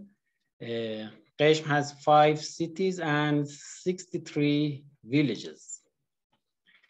This is the geological map of Qeshm Island. You see the most geological formation of the island are sedimentary rocks, mostly oligomycin, but we have a very excellent and beautiful salt dome with a Cambrian age, with a very high different age with the sedimentary rock in the island.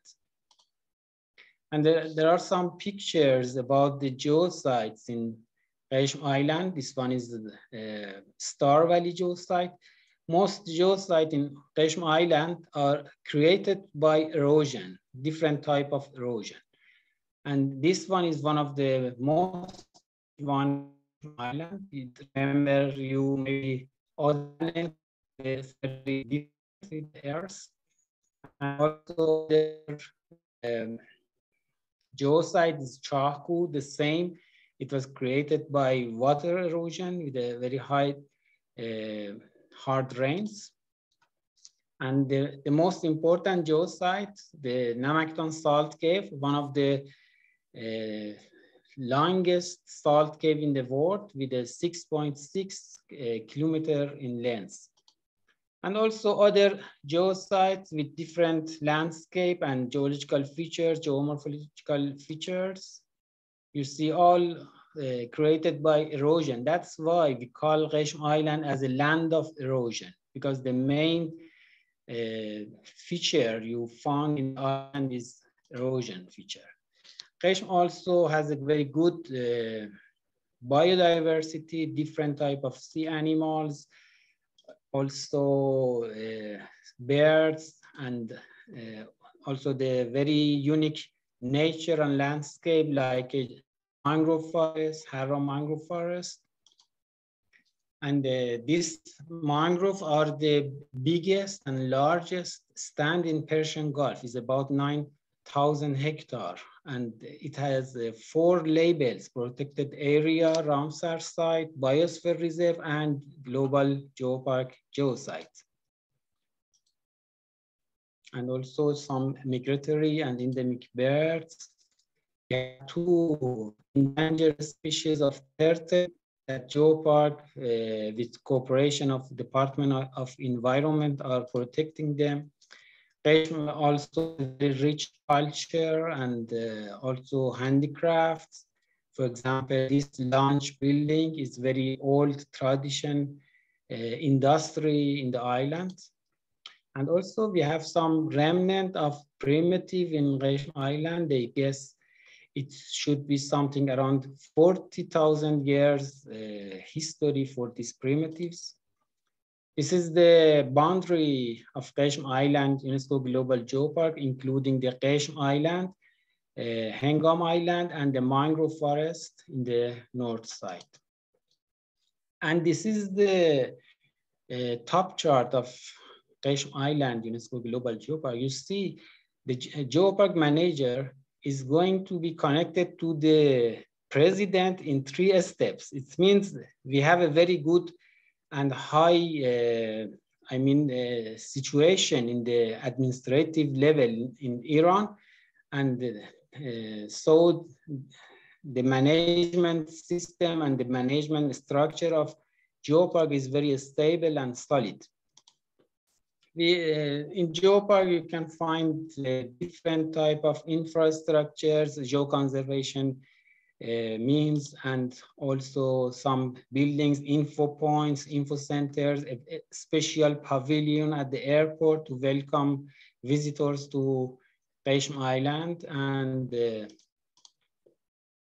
we also used some unique method to protect the geosites using the natural and local material. Don't use any, cement or metals or plastic. And most trails, geo trails, and access paths are made by the natural and local material. There are different type of panels and visibility tools in traffic boards and different symbols geopark to show the people living in the island or the tourists come to the island that they are in a special place. The new generation of interpretive panel are used in geoscience to give more simple but complete information to the visitors with some schematic and some design. Okay, the main subject I'm going to talk about is about promoting local products and gender equality in Qeshm Island. We recently achieved very good points in this regard.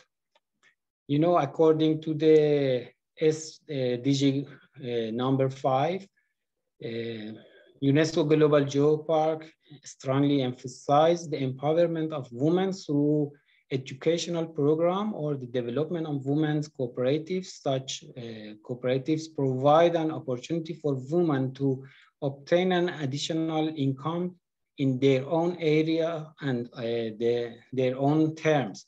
You know, before establishing the geopark, women in Qeshm Island rarely exit their home. They mostly were active at the houses to keep the children, to make food. And at present, after establishment of the geopark, they have very active role in geopark activities. We have permanent staff, even in management positions from the ladies. We have volunteer network, mostly by ladies, women cooperative to produce local products and geoproducts.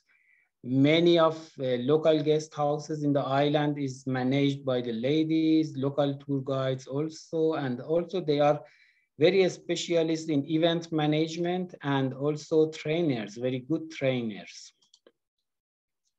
You see 50% of geopark staffs are ladies, and it's very important for us to take care about this 50% of population of the island. Women cooperatives in Qeshm Island is now reached to 8 focal point to 48 villages, and it's created 150 direct employment and 500 indirect employment just for ladies. They're active in different type of activity, producing, conserving the natures, and also as a local tour guide, you see there are many local tour guides of ladies, and also they have some geo-educational program for the local people and for the school students, and also some events, the Earth Day, the Clean Day, the different events they, cooperating. And for the local products, we try to improve the quality and standard of local products and invent new products and produce conservation products. One of my colleagues may be present at this meeting. She's Soma, is very active in this field, help us to improve the local products. Like this one, we change the packaging of the local products. Before they use very simple and plastic bags to sell the products, but we invented new packaging with a high quality papers and also with some information, QR code standards, expiry date, and different things. And also for the handicraft, we are using new packaging system to have a better promotion and information about the product. For the oud or barbat, the traditional music instrument, we produced a miniature ouds as a gift from the geopark, and it's very interesting product from the Qeshm Island, because Qeshm Island is one of the main sources of producing this instrument in the world. There are also some geoproduct inspired from the nature and geology of the Qeshm Island. For example, this kind of earrings. It's inspired from the Hara leaves, very beautiful design. And also this one, the Hara mangrove forest comb. Ladies can use this comb or as a, real comb or as a decorative,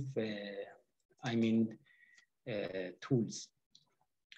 Another interesting geoproduct that we honor on it is Namakdan Salt Cave Candle.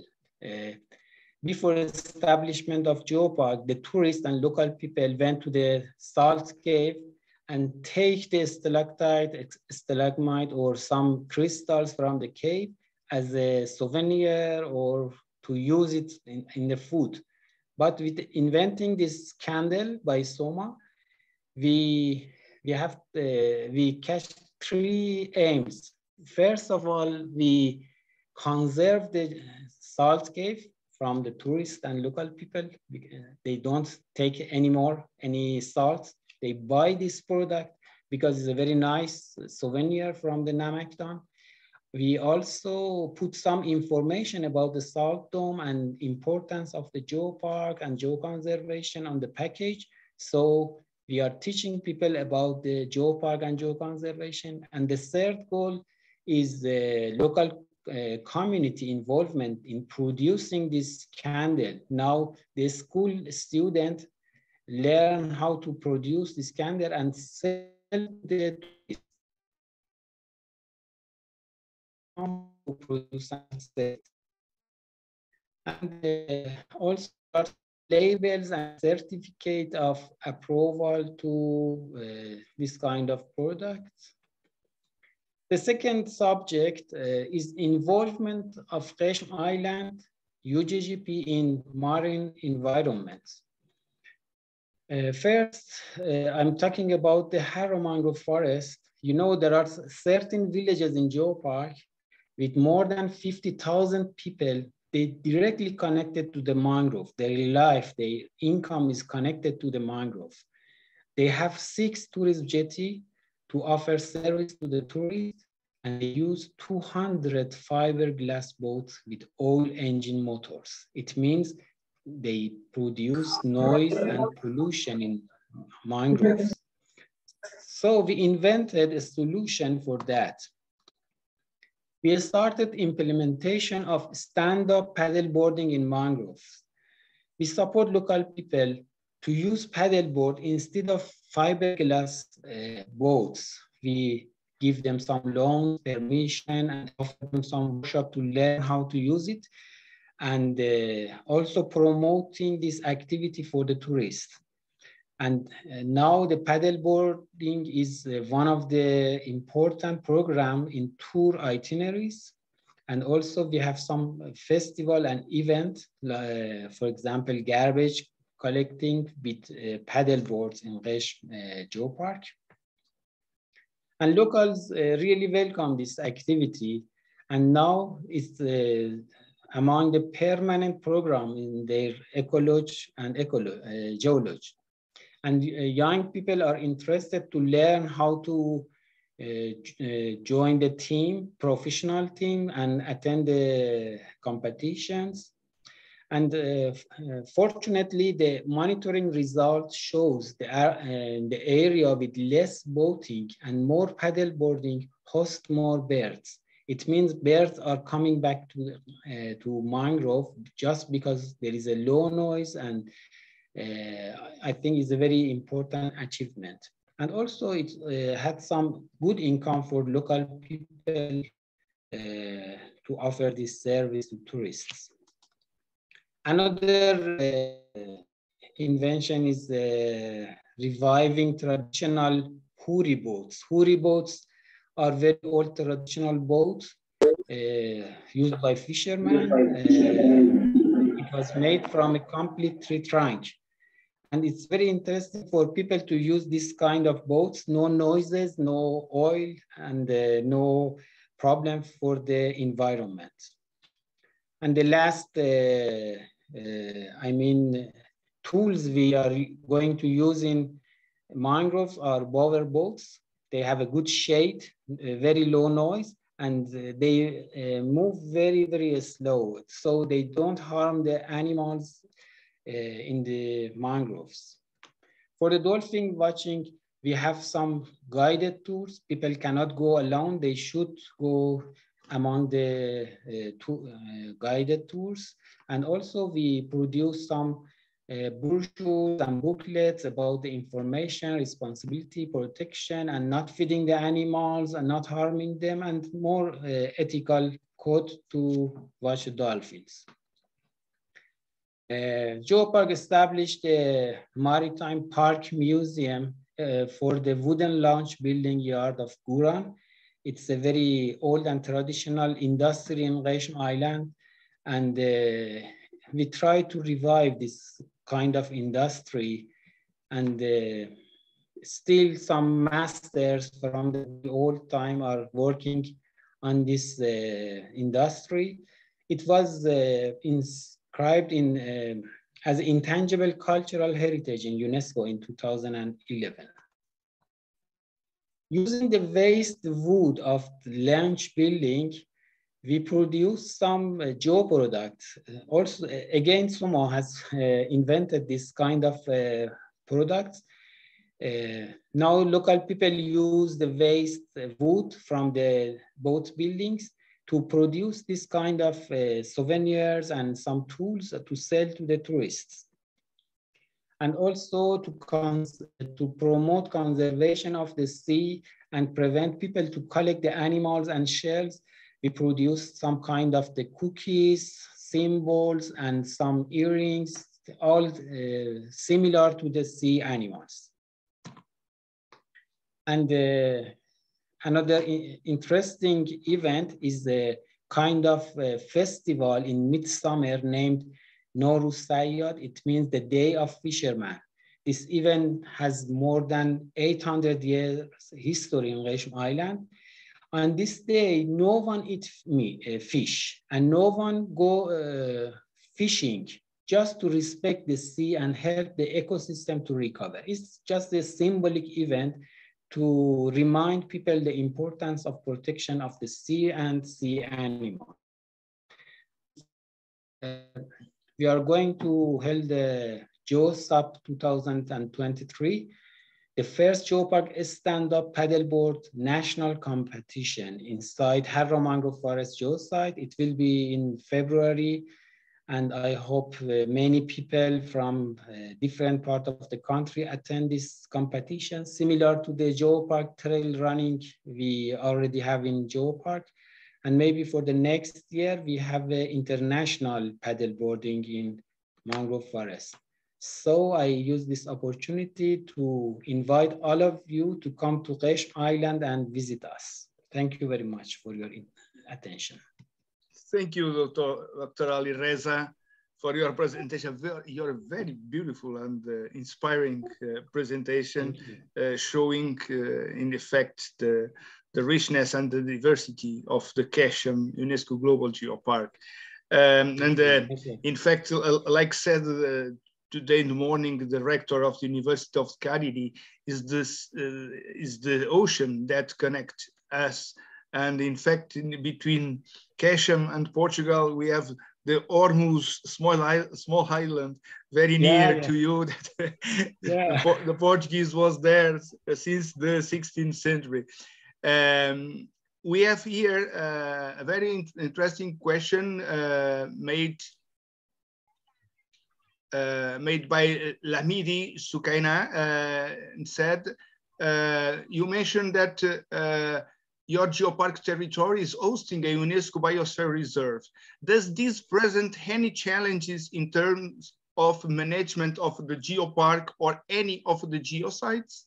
Very good question. You know, only the Harro Mangrove Forest geosite is among the Biosphere Reserve site. We have an agreement many years ago with the Biosphere Reserve responsible, that's the Department of Environment of Qeshm Island, to cooperate. So we offer some services to the tourists, educational and touring, and also help them to protect the Biosphere Reserve site. a very close collaboration, no problem at all. We have official agreement and working together, but mostly Geopark is active.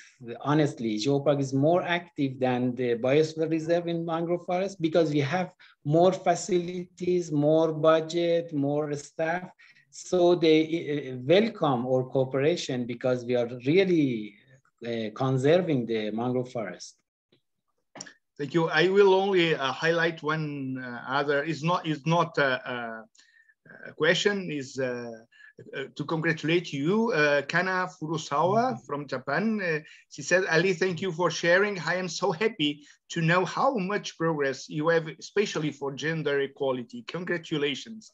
I think that is very nice, and you have a lot of people congratulating you. Thank you so much once again for sharing, for accepting our invitation, and for sharing with us the reality of Qeshm Island UNESCO Global Geopark. Thank you so much. Thank you very much. Thank you. And now it's time for the next speaker, Francesc Xavier Ferraro, Dr. Francesc Xavier Ferraro. He is a geologist, is a researcher. He made a very nice and important study about the Biobío region in the central Chile in South America. A very nice PhD thesis, and he knows deeply this place with many challenges about resilience associated to natural disasters. Some of them related with abandoned mines, and others related to the dynamic of the coastal areas. So he will present us keynote about the role of the UNESCO Global Geoparks in resilience to natural disasters in coastal areas. Francesc, thank you so much for accepting our invitation. It's an honor to have you with us. So you have the floor. Muy buenas tardes. ¿Se oye bien? ¿Se escucha bien? Sí. Sí. Muchas gracias, Arthur. Primero de todo, excuse me, everybody, because my English is very poor. No, it's very good. You can use your English. Entonces, hablaré en español porque me es mucho más fácil. Okay, in this case, I will ask you to use short sentences because I will try to make the translation.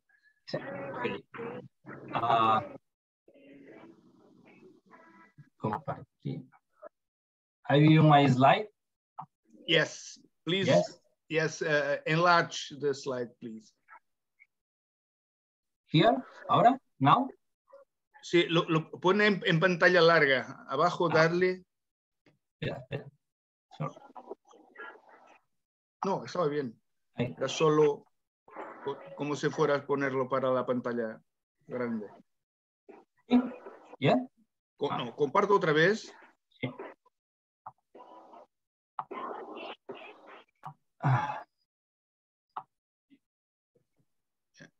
Ok.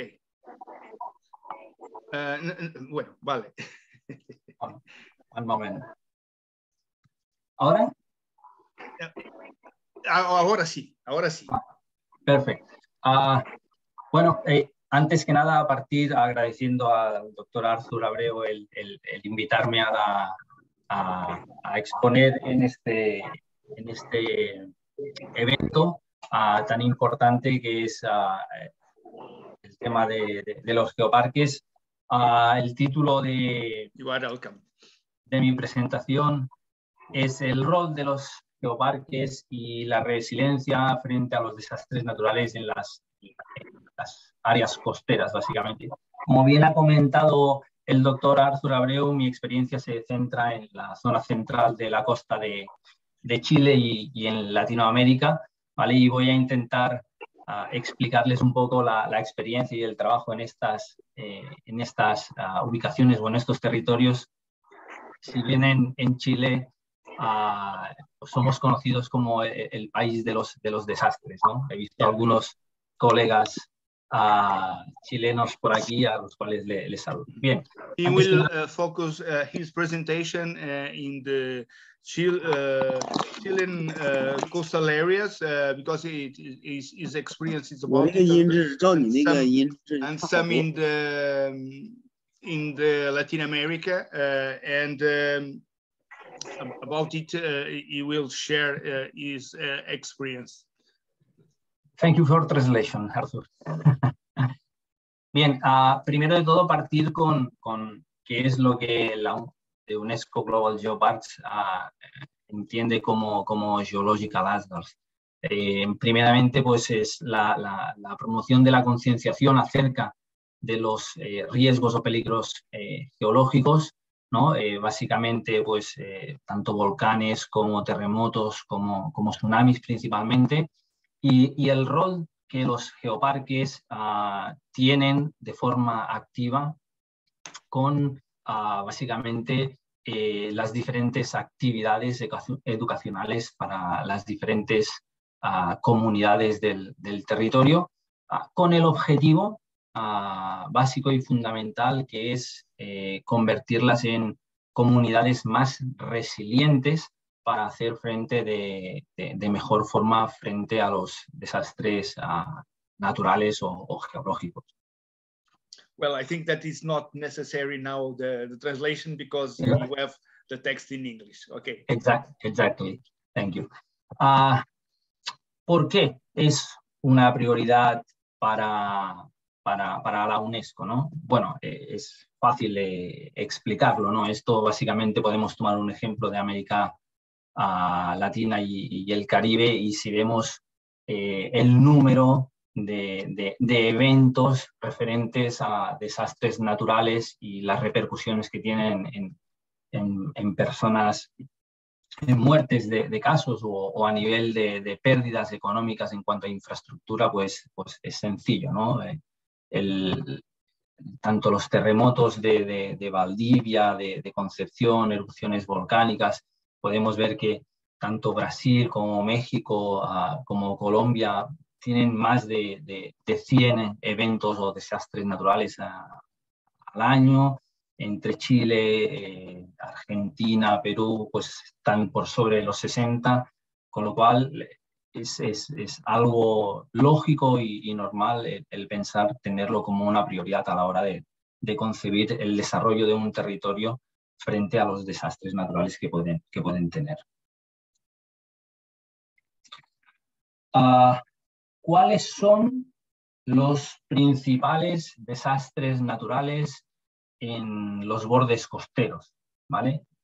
Partiendo básicamente de los terremotos, el terremoto más grande registrado hasta el momento justamente es en una zona que conocemos muy bien, en la zona sur de Chile, básicamente en Valdivia, con 9,5, y otros de los 4 terremotos más fuertemente registrados a nivel mundial pues están en zonas como en la zona de Alaska, o en Japón, o en la península de Kamchatka. Por lo tanto, los terremotos o earthquakes, ¿vale?, son una de las principales amenazas de los bordes costeros. ¿Y básicamente por qué? Pues básicamente pues, por lo que desencadena un terremoto, ¿no? Y es lo que conocemos como de los tsunamis. Esta es una foto del 2010 en una zona del área costera de Chile, cerca de Concepción, donde post-terremoto 2010 prácticamente hubo un arrasamiento de todo el borde costero, pues destruyendo multitud de casas. Luego veremos cómo ha quedado en el momento de la reconstrucción.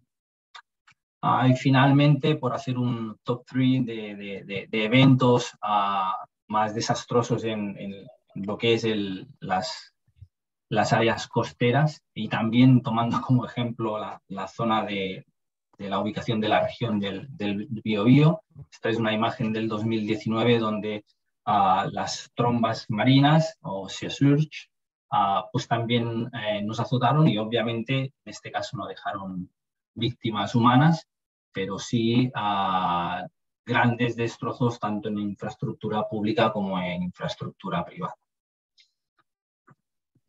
Dicho esto, la pregunta que nos surge es, bueno, ¿y qué podemos hacer nosotros frente a estos tipos de desastres, ¿no?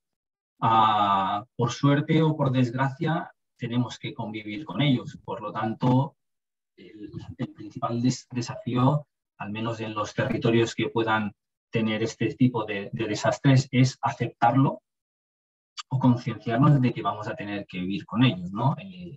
Atendiendo al principio de la uniformidad de eventos o de la simultaneidad, pues es entender que estos eventos han pasado en el pasado y ocurrirán en el futuro. Por lo tanto, hay que convivir con ellos y, por lo tanto, hay que prepararse para poder ser lo más resilientes posibles.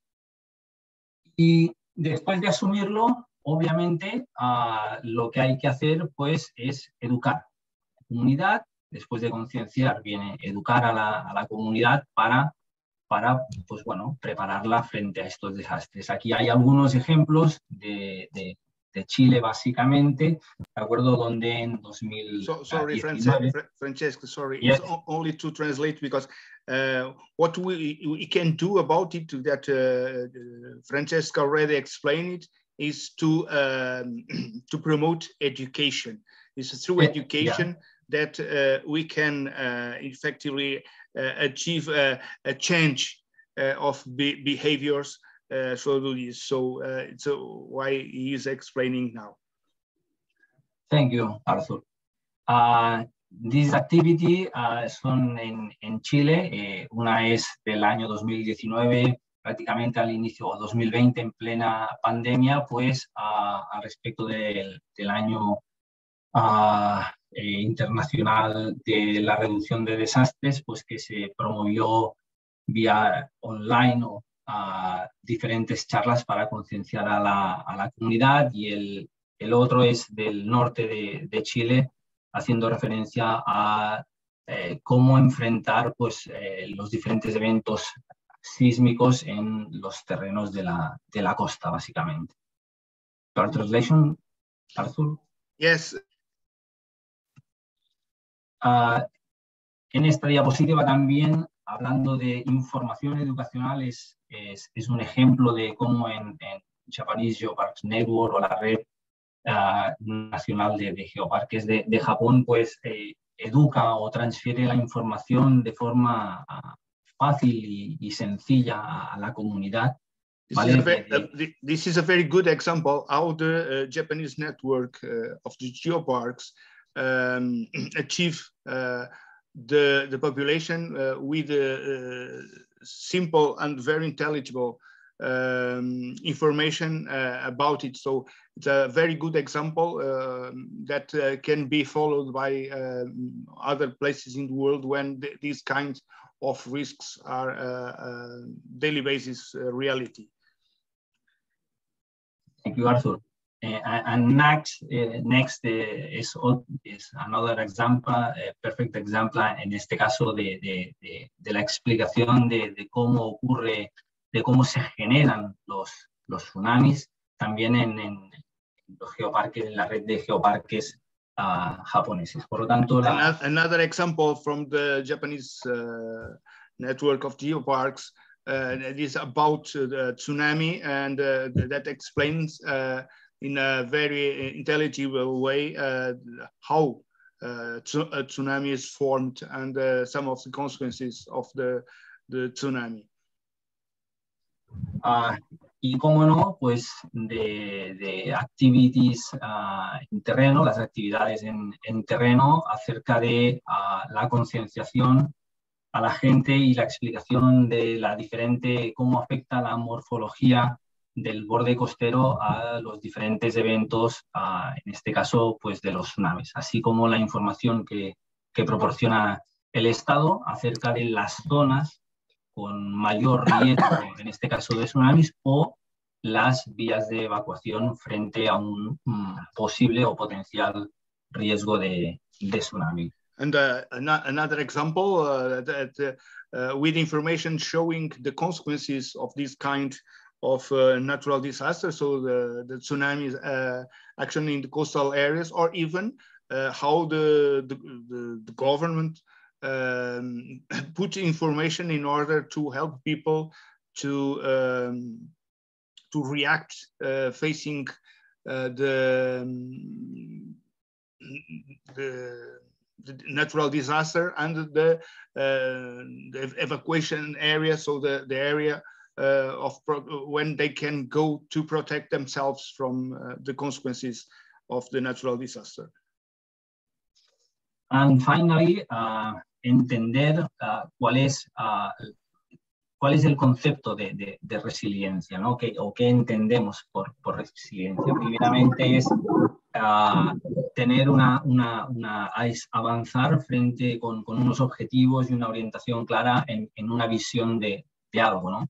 Luego tener una actitud proactiva frente a potenciales adversidades que se puedan dar, ¿no? Y luego, frente a esta adversidad, pues empequeñecer los pequeños cambios para que estos no sean tan importantes o no sean tan impactantes. ¿Cuáles son los 6 dominios, digamos, más importantes a la hora de trabajar con las comunidades para convertirlas en más resilientes a nivel individual o a nivel colectivo? Pues principalmente... These are the main 6 domains, and when we start to work with communities, there are the 6 pillars that we need to work in order to transform them in a more resilient communities. Exactly. Colaboración, tenacidad, health, reasoning, compute, la otra que no la leo aquí, son las principales, son los principales dominios o competencias de las personas para poder desarrollar comunidades resilientes, básicamente. Otro ejemplo es nacido en la red latinoamericana y del Caribe de Geoparks, sobre un observatorio de la resiliencia, ¿vale? Para poder evaluar los diferentes avances que se puedan dar en estos territorios. Esto surgió también en 2019. Another example was the creation by the Montevideo, the UNESCO Office of Montevideo in Uruguay, that decided to create an observatory for the Latin American, Caribbean UNESCO Global Geoparks, was also for sites with climate risk and resilience, an observatory to compile information about and with this data to develop initiatives, educational initiatives to teach people to be more resilient. Exactly. Y esta es una imagen que antes hemos visto repetida, al menos la del margen izquierdo, y hemos aprendido algo al respecto del impacto del tiempo o de estos eventos, o continuamos igual que antes, ¿no? La primera imagen de la izquierda, vemos el evento después, antes del tsunami o después del tsunami justo, y 9 años después vemos que la ordenación del territorio viene a ser exactamente la misma que había antes, ¿vale? Y lo único que ha cambiado pues son las medidas frente a intentar disminuir el impacto del tsunami con estas obras ingenieriles. O, por ejemplo, en esta misma zona... wait a little bit, Francesc. Yeah. So the question is, did we learn something with the former occurrences, or like we are able to see here in about 2 pictures, one from 2010, another from 2019, in the Chato in Chile, that we see that 9 years after the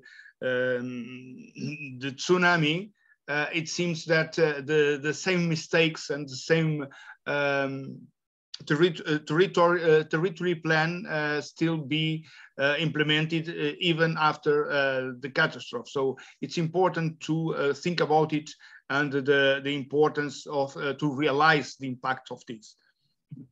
Y otro ejemplo que nos muestra que aún nos queda mucho trabajo que hacer es este ejemplo de aquí, donde tenemos unas casas reconstruidas por el Estado que se elevaron más de 4 metros para hacer frente a lo que son los tsunamis, para poder dejar despejada la parte inferior, y que vemos que la gente, después de 9 años atrás, pues lo que ha hecho ha sido aprovechar la parte inferior para construir más superficies más superficie habitada, ¿vale? Y poder aprovechar mejor la superficie del terreno. Con lo cual, en el caso de haber otro evento como el mismo, pues los desastres o el desastre a nivel pérdida económica, esperemos que no humano, pues vendría a ser el mismo. Here, an example that despite the new constructions respect instructions to create this kind of structure over the piles, with the time, people decide to recover this space and to transform this in other houses. And today, it's easy to understand that they are facing high risk in this area due to the not respecting the decisions for the construction in this area. Y finalmente, and finally, the conclusions, podríamos obtener 6 conclusiones y algunas ya están mencionadas, y es que los riesgos geológicos, los desastres geológicos van a continuar existiendo. Es muy importante la concienciación y el fortalecimiento de la resiliencia de las comunidades en los territorios. También es muy importante los planeamientos urbanísticos y las obras ingenieriles para minimizar los impactos y las pérdidas humanas en los bordes costeros. La información o la información básica a lo que hace referencia a los riesgos y peligros geológicos, así como las actividades educacionales, son fundamentales para mejorar el grado de resiliencia de las comunidades locales. Y el rol de los geoparques en estas zonas es fundamental y es un papel muy importante para articular o mediar en algunos casos entre lo que son las comunidades y el Estado, y hacer llegar la información adecuada a multitud de actores importantes en el territorio. Y finalmente, como última conclusión, es que los geoparques tienen una prioridad con las comunidades locales al respecto de la educación y el desarrollo sostenible, así como la conservación en el medio natural. ¿De acuerdo? Muchas gracias por su atención. Thank you for your attention.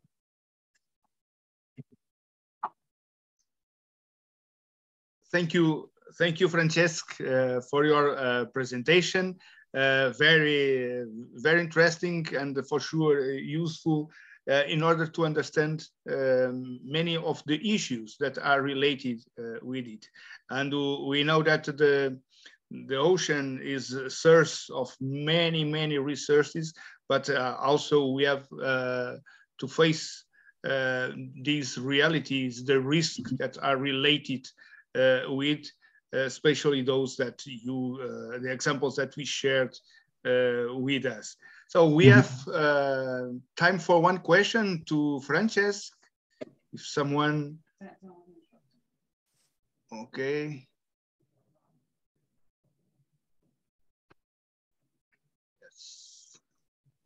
Yes. We have one in the educational and awareness raising activities that you organize. Do you emphasize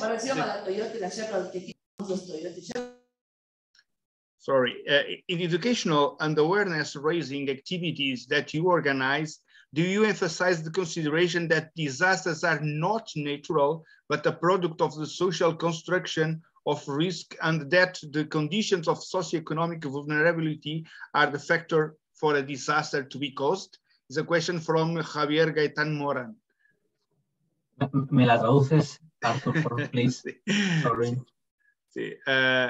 Que dice Javier que en las actividades educativas y de concientización que organizas, se enfatizas a consideración de que los desastres no son naturales, pero producto de la construcción social, los riesgos de la construcción social y de las condiciones de vulnerabilidad socioeconómica en cuanto a factores para el desastre que será causado. Sí. Está claro que no solamente es el desastre como tal, sino son las condiciones que existen en el territorio las que pueden potenciar o disminuir, ¿vale? Lo que es el impacto. Está claro que son dos visiones.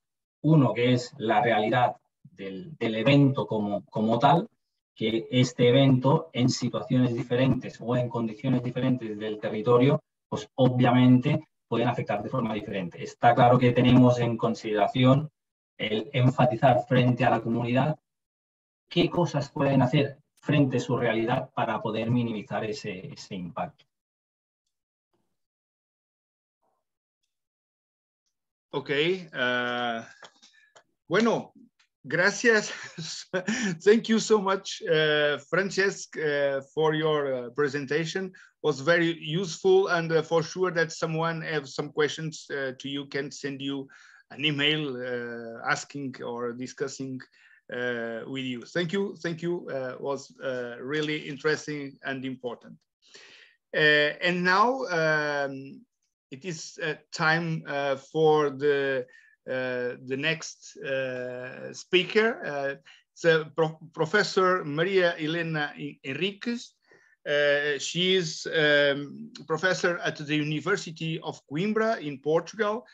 She is the head of the Geoscience Center of the same university, of the Coimbra University. And she is a recognized expert on geoconservation. She has a long history regarding the questions related with geoconservation and also geoparks. And today we challenged her to talk about a new project under development in Portugal. And she will talk about with us about the Atlantic Geopark project. One geopark, 600 million years of geo-history. Thank you, Professor Maria Helena, for accepting our invitation, and you have the floor. Thank you to everybody. I'm trying just to see how to share. I thought that it was tomorrow. Just a moment, I'm asking someone to help me.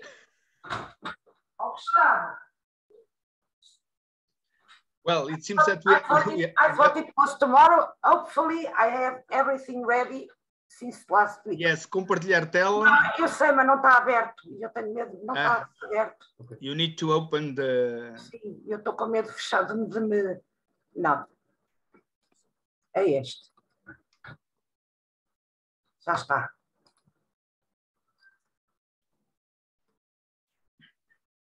Ok.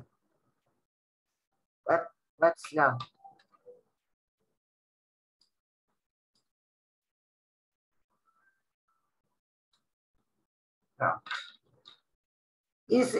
Are you seeing anything? Yes, it's perfect. Okay, so this is a brief presentation of an emerging project. It's a new project based on very old ideas. The main idea is that there is a territory here in Portugal, a small territory, where we can storytell 6 million years of the geological history of Portugal, but also of the opening of the Atlantic Ocean and even of the closing of the former oceans. So that's the idea of this geopark project. As I'm telling you, we are in the beginning. So everybody knows what's a global geopark is. But there is a requirement among many others. It has to provide landscapes or outcrops or any geodiversity sites, but with geoheritage value, moreover with international geological significance. This is not all for a geopark, but this is the basic requirement. Based on that, what are we talking about? We are talking about a territory where we can find particularly well represented geofacts that can assist anyone to tell the history of our planet. Where are we? We are here in the western margin of Europe, North Hemisphere. This is a conjugate margin with the Canadian on the other side of the Atlantic. But while the Canadian margin is not observable, is not accessible, most of the record is in subsurface. Here in the European margin of the Atlantic, we have the lucky of having it exposed, mainly in the Lusitanian Basin. You have the location, it's more or less, of course, it is in the margin of the Iberia, western margin, and more or less in central Portugal. So this project aims at providing geoconservation, lato sensu, I mean inventorying, assessing, preserving, valorizing, and monitoring those places of the Lusitanian Basin that represent major milestones of the history of the Atlantic Ocean, and use those places as a tool to promote sustainable development.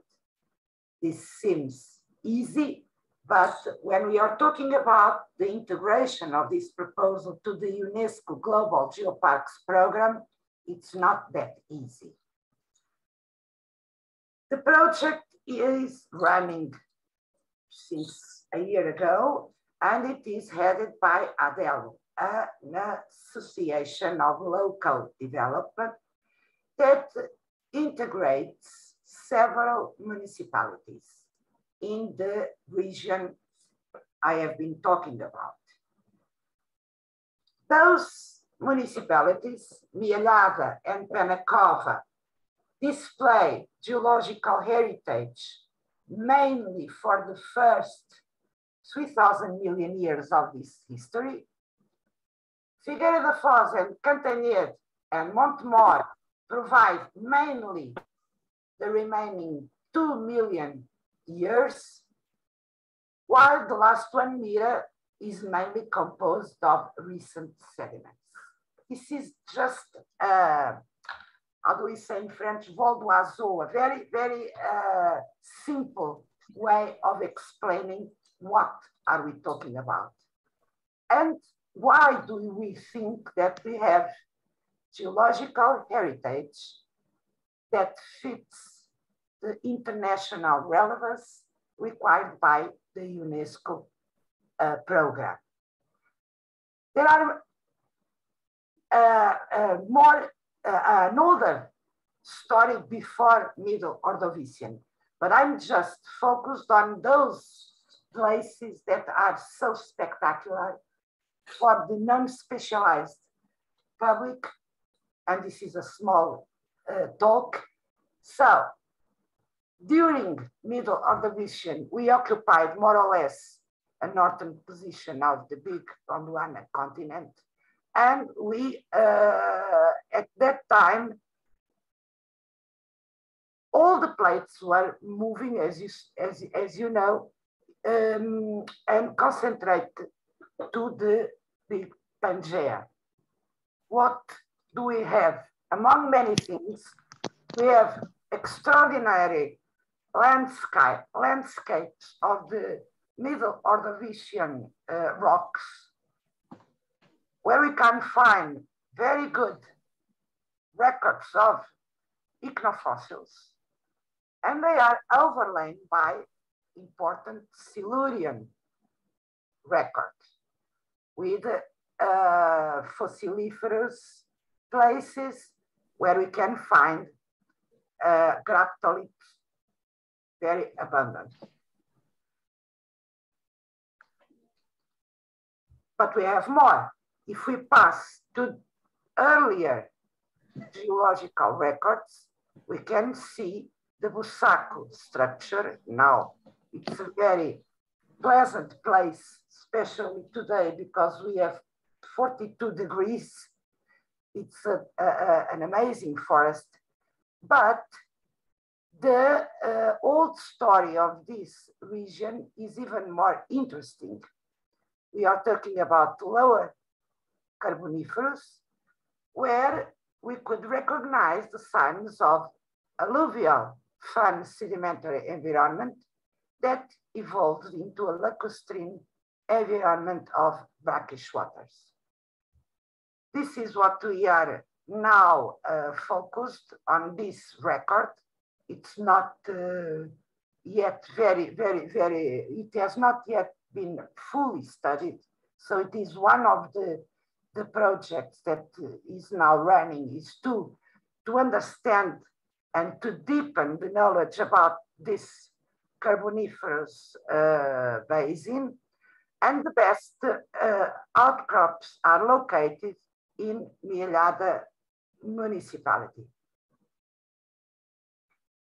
By the way, more than 300 million years after, we have the National Forest of Bussaco.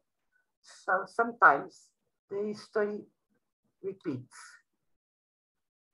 Now we arrive to the times where the Iberia occupied a very interesting position. We were absolutely surrounded by all the other continents. And now is the moment, the first very early stages of the birth of Atlantic. It will take some more million years to arrive to the present day position, but it's now that the full story starts with the breakup of Pangaea. Here we have the first episodes. We have a very good record of late Cretaceous, not the early Cretaceous, especially around Mielhada and Cantanhede municipalities, with red beds, with red sandstones, revealing or producing widespread arid conditions that domained the planet. There are deposits of salts, carbonates, and carbonates that replace the coal in the tropical belt. Here you have some images of this. This was an aborted rift. It was the first attempt to open an ocean, and it was aborted.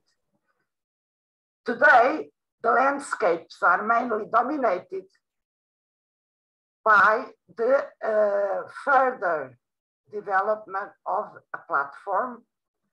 First, a homoclinal platform with important deposition of marls that provide today a very good soil for wine,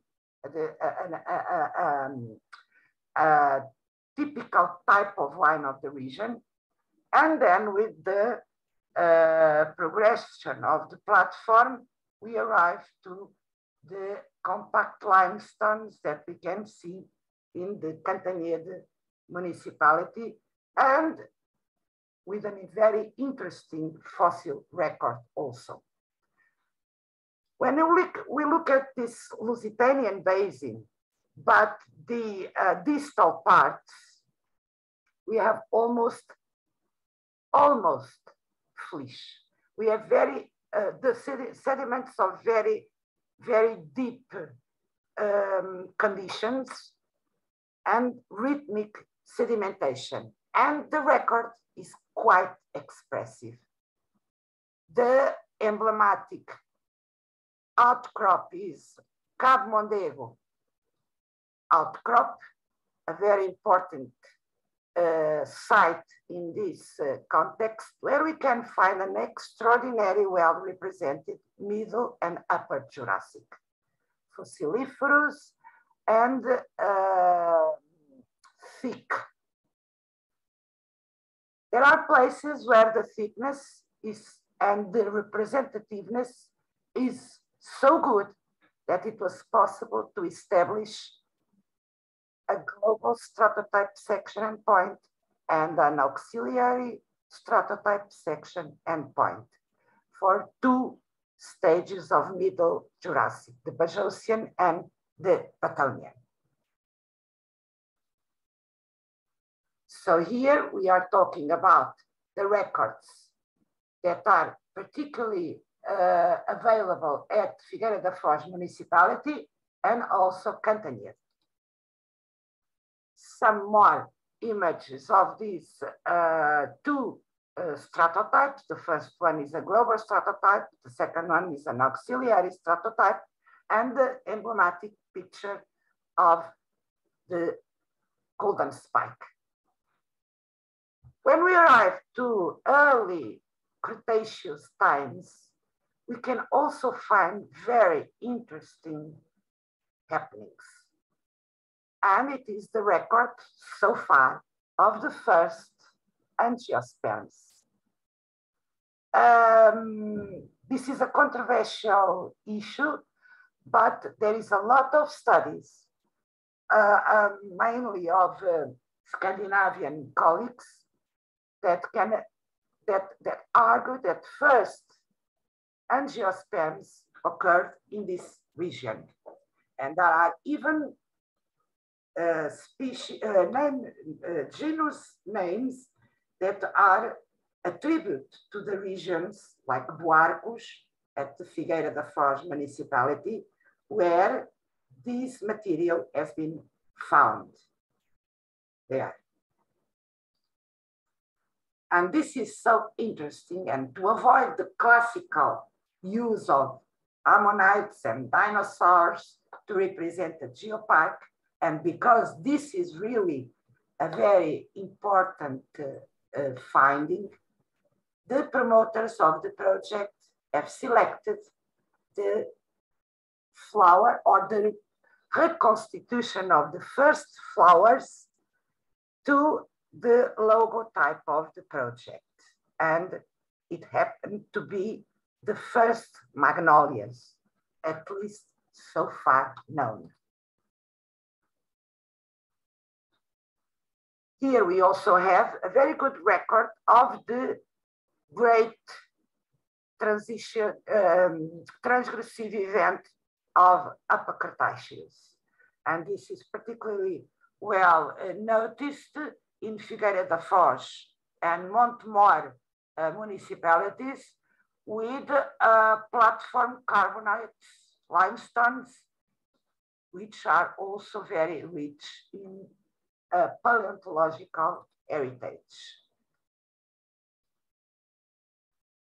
But as you know, a geopark is not only made of, or does not impose only through its geological heritage.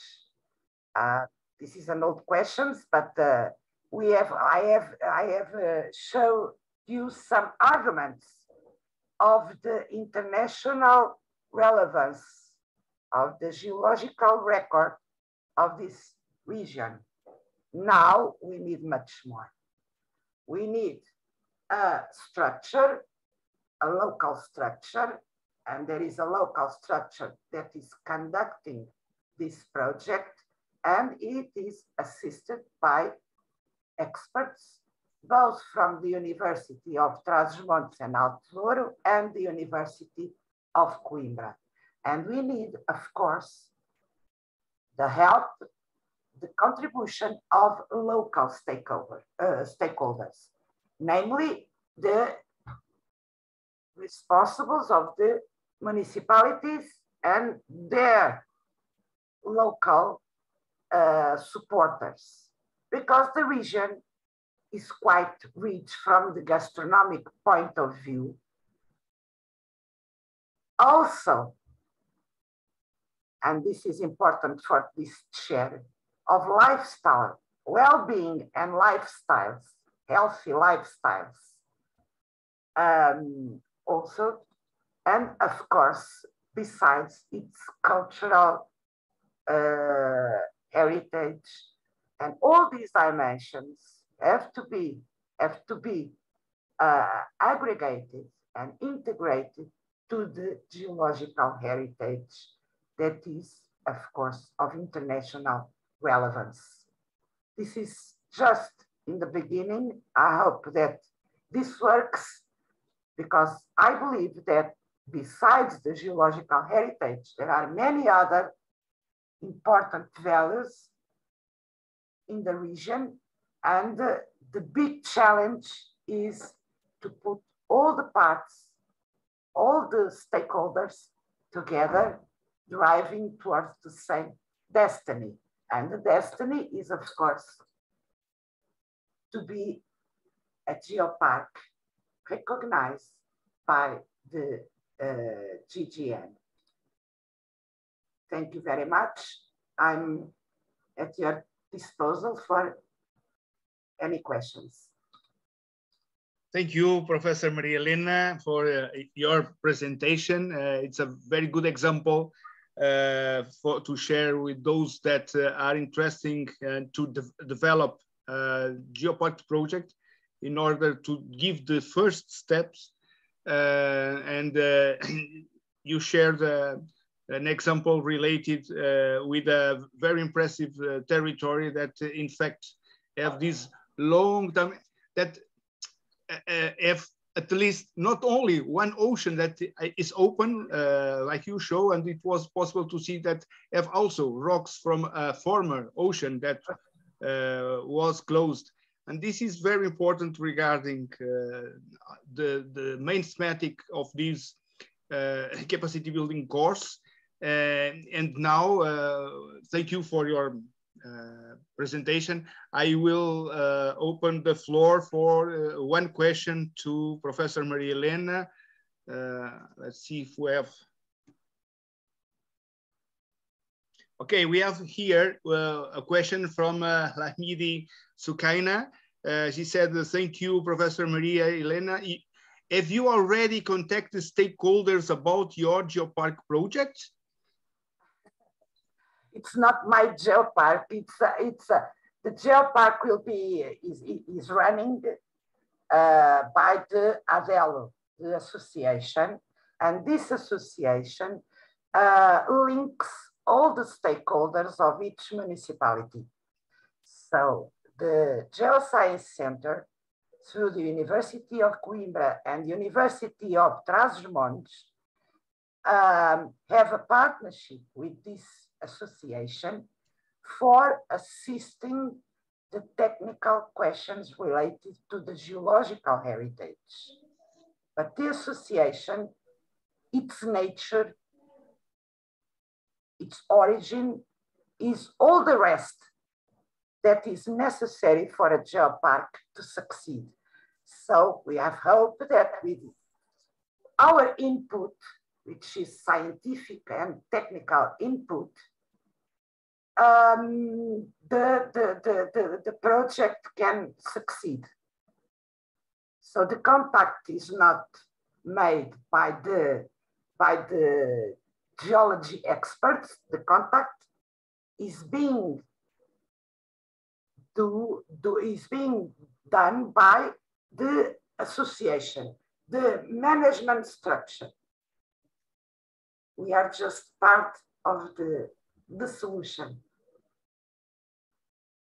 Okay, Eneas Ahmed from Egypt, she said, wonderful presentation, Professor Maria Helena, thank you. I'm interested about museum activities to spread awareness among audiences and visitors. Interested in qué? In what? In museums. Ah, okay, okay.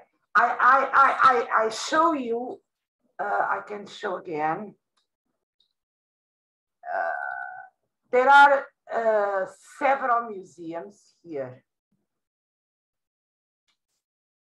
This one, for instance.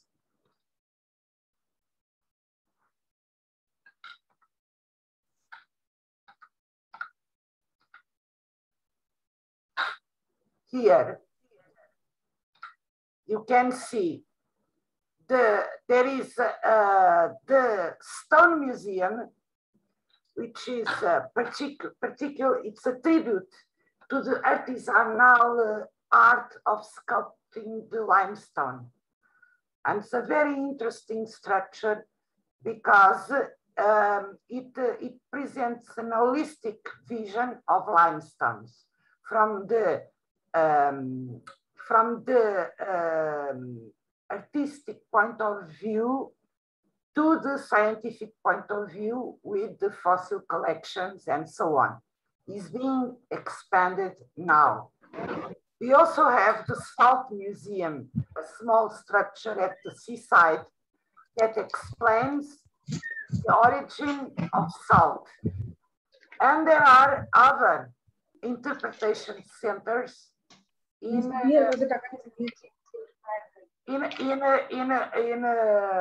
all the region.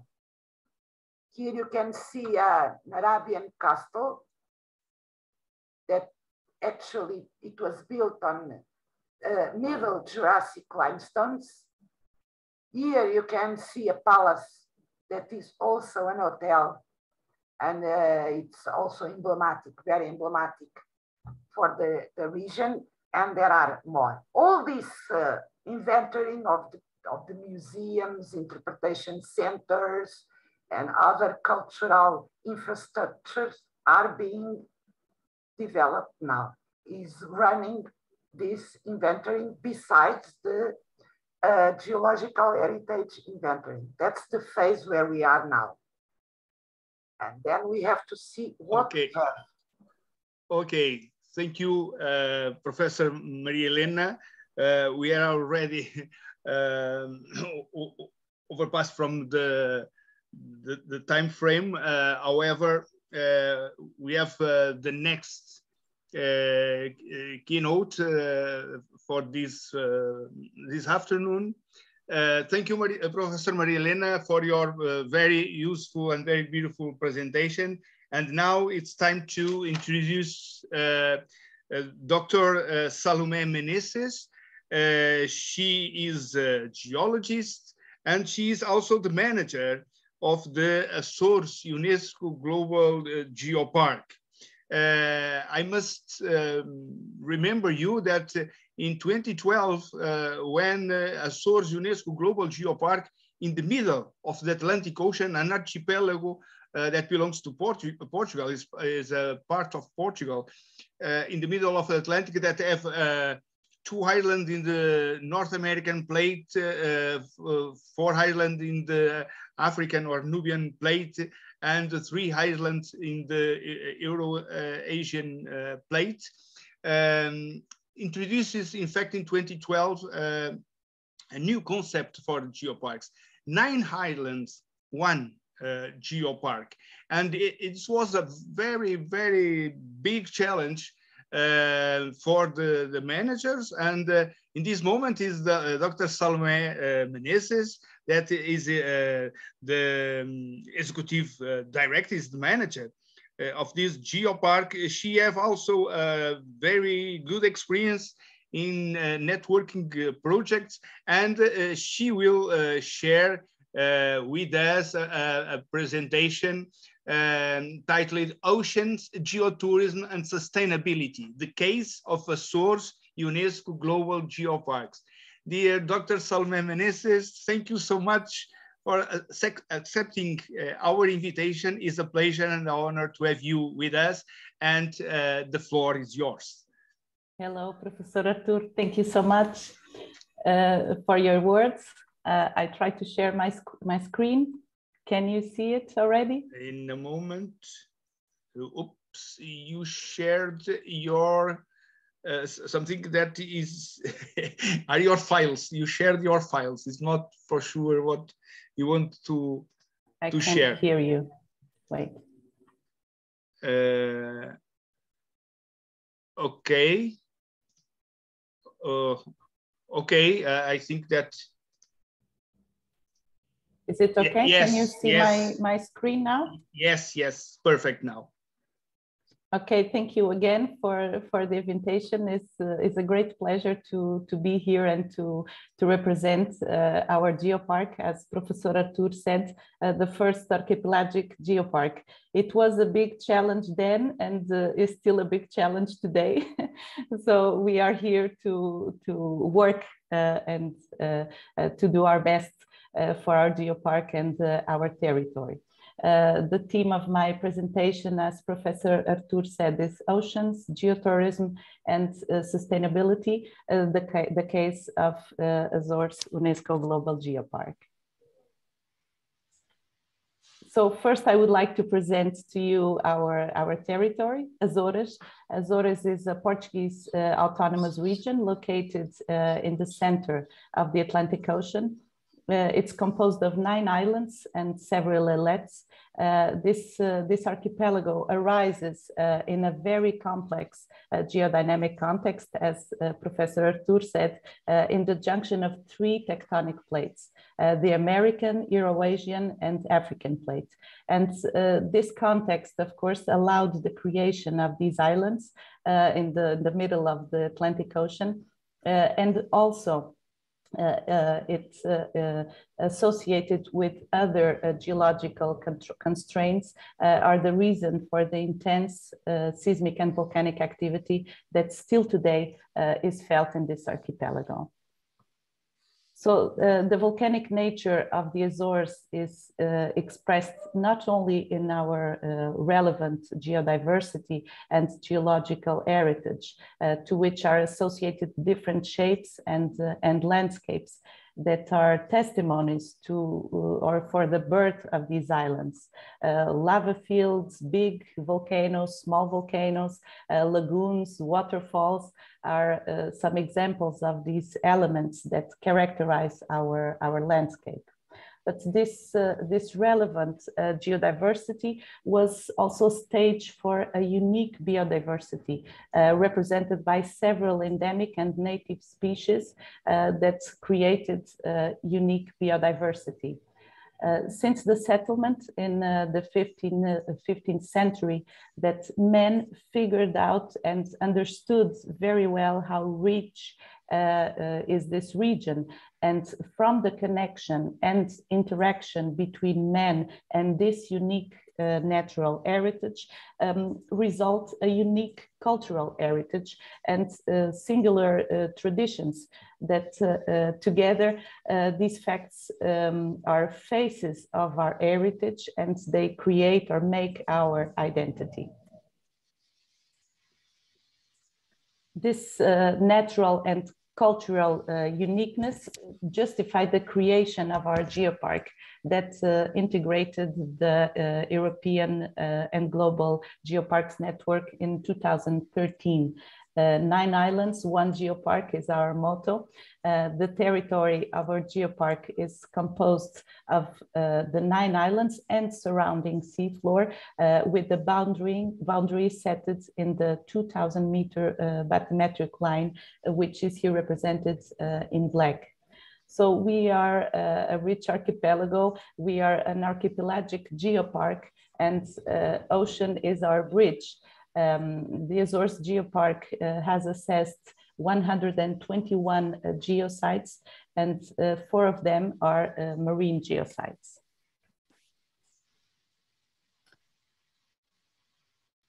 These are our marine geosites. The Mid-Atlantic Ridge, that is the main tectonic feature in the Azores Plateau. It extends 120 kilometers east of Flores and Corvo Islands and includes several deep sea hydrothermal fields like Lucky Strike or Menes Gwen. And these hydrothermal fields are home for unique forms of life. Banco Dom João de Castro, Dom João de Castro Bank, which is a seamount located between Terceira and São Miguel Island.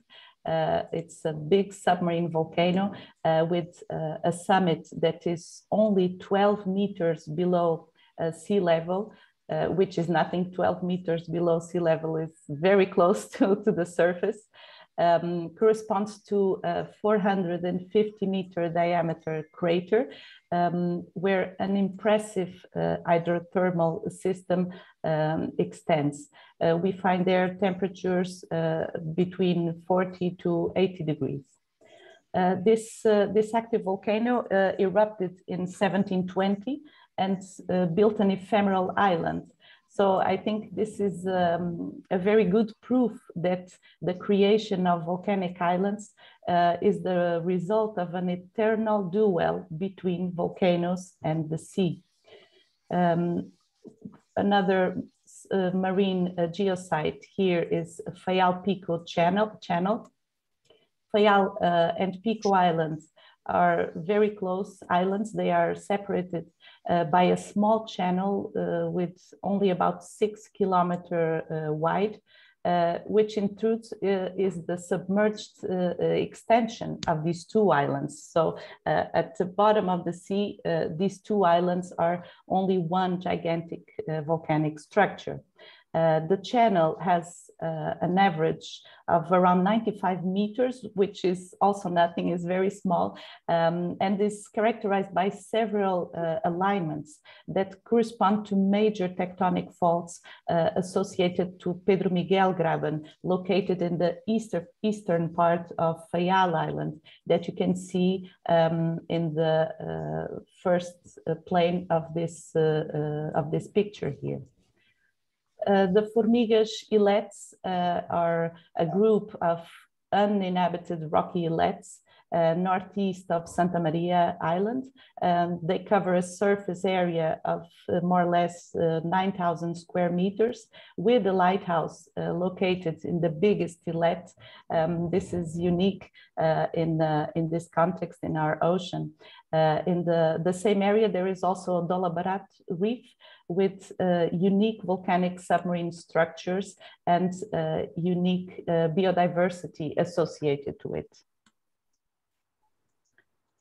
Opportunity for geotourism. Of course, our islands have unique natural and cultural heritage, and the existence of a UNESCO Global Geopark strengthens the link between volcanic landscape, biodiversity, and cultural values, where it's included the Azorean Islander, our identity.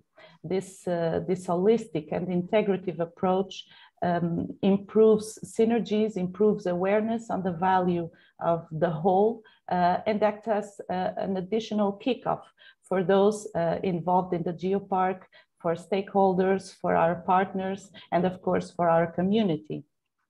The ocean around us, as I said, is our bridge and is a well of opportunity. And when we cherish it, we discover, of course, a new world, and we discover new opportunities. I will present to you some of the geotouristic activities performed in our territory. Most of them are performed by our partners. Diving, of course, is one of the most obvious activities, but the experience it allows is outstanding, allows us to discover unique submarine geological structures that connected our islands, and also allows you to enter a new world, a world full of unique forms of life, like devil rays and gigantic shores. Allows you to dive and swim with giants like the sperm whale and sharks. Surf is an activity growing in the Azores. There are not too many spots that allow you to practice surf in the Azores, but the ones existing are outstanding. There are associations with the support of our geopark in our territory that fight and empower for the protection of these unique spots and for the integrity of the waves that can be very quickly compromised by irresponsible construction or misplanned projects in shore. Coast steering. Coast steering is also a unique experience, and when you are surrounded by all this beauty, it makes it even more unique. Coast steering can include swimming, climbing, or jumping into the water, and allows visitors to discover our unique coastal areas and engage with nature.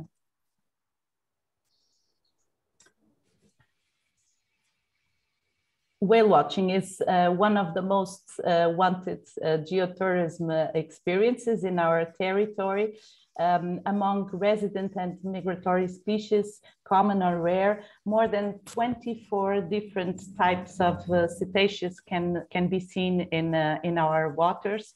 And in addition, resident species, there are whales that use the Azores as migration routes. So whatever the season you visit the Azores, whale watching activity will always be rewarding. Natural volcanic bathing areas. These are opportunities to learn, like this one in the top left picture, which is a swimming area in Fayal Island that is surrounded by magnificent olivinic xenoliths in recent basalts that give a greenish color to the sands on the beach. So going here to swim is an excuse to learn a bit more on the geology of our territory. Ocean activities are opportunities to learn, as I said, and opportunities to engage with nature. Swimming inside calderas of submarine volcanoes like the Vila Franca Ilet, close to São Miguel Island, or swimming in geosites formed by recent lava flows that allow you to connect with the birth of the islands. Geomorphological interpretation of coastal areas. This activity allows a different perspective on our islands, allows us to understand with all senses what is really an archipelago. This was one of the first geotouristic activities powered by our geopark and our partners, because it is so full on content. There is so much we can learn and feel, and so much we can wake up to when we make these tours around our islands.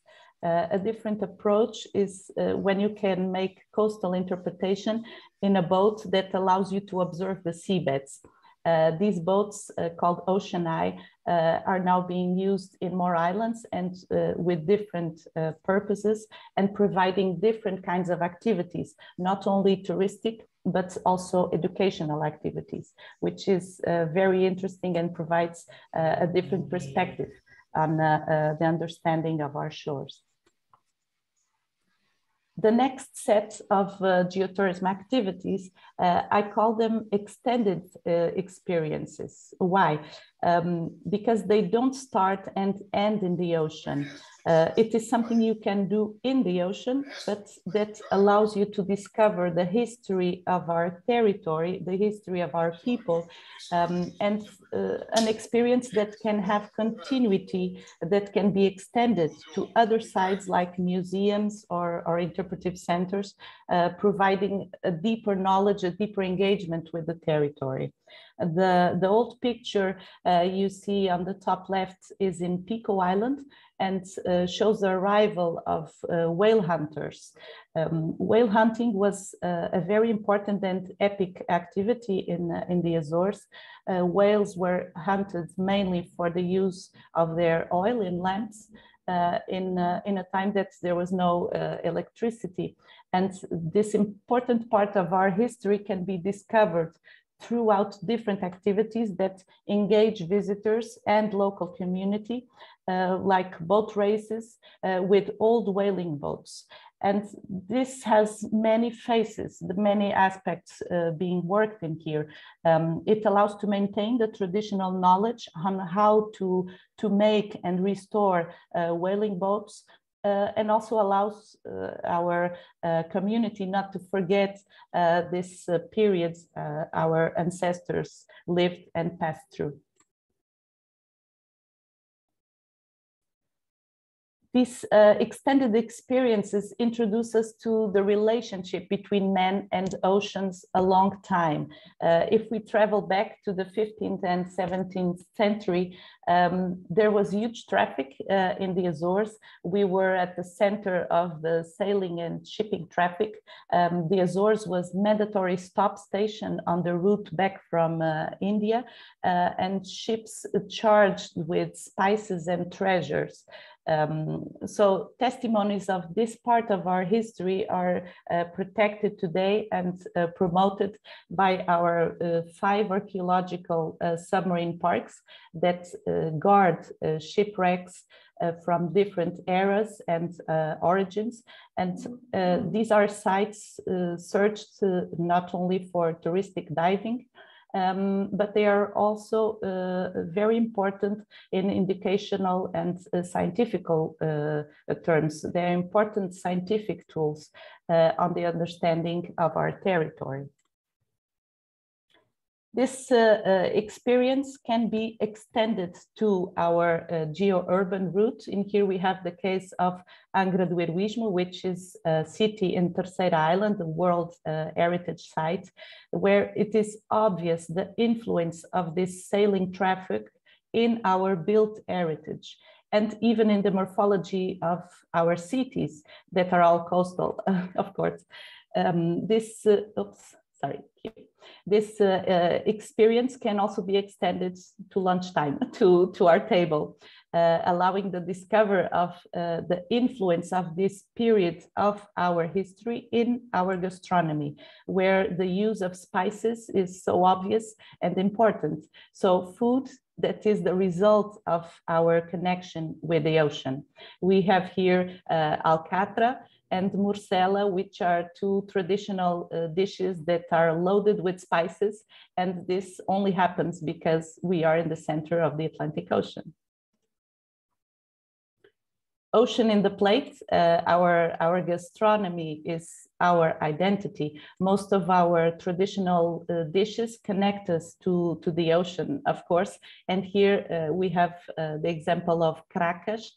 Cracas, some of our visitors think we are eating rocks. It's not the case, I tell you. Cracas is a species of large barnacle in the family of the Balanidae, which are endemic to the Azores, and they are a delicacy that you can taste visiting our islands. But we haven't always understood that. Unfortunately, we haven't always valued our ocean and our coastal areas. I bring here the example of Morro de Castelo Branco, a coastal geosite in Faial Island, an emblematic trachytic lava dome that is home for endemic species of flora, and also an important nesting area for marine birds. In early 20s, this geosite was, as you can see in the pictures on the left, it was an illegal dump yard. It's a shame, I know. The conscience on the value of our natural heritage was a long way, but it was also a very rewarding journey. And the creation of our geopark was a great contributor to the valorization of these sites, aiming for sustainable development. So today, Morro de Castelo Branco is requalified, and it is the starting point for different activities that brought development to this village that has the same name, the village of Castelo Branco, and made people from this island to cherish the landscape and to protect it.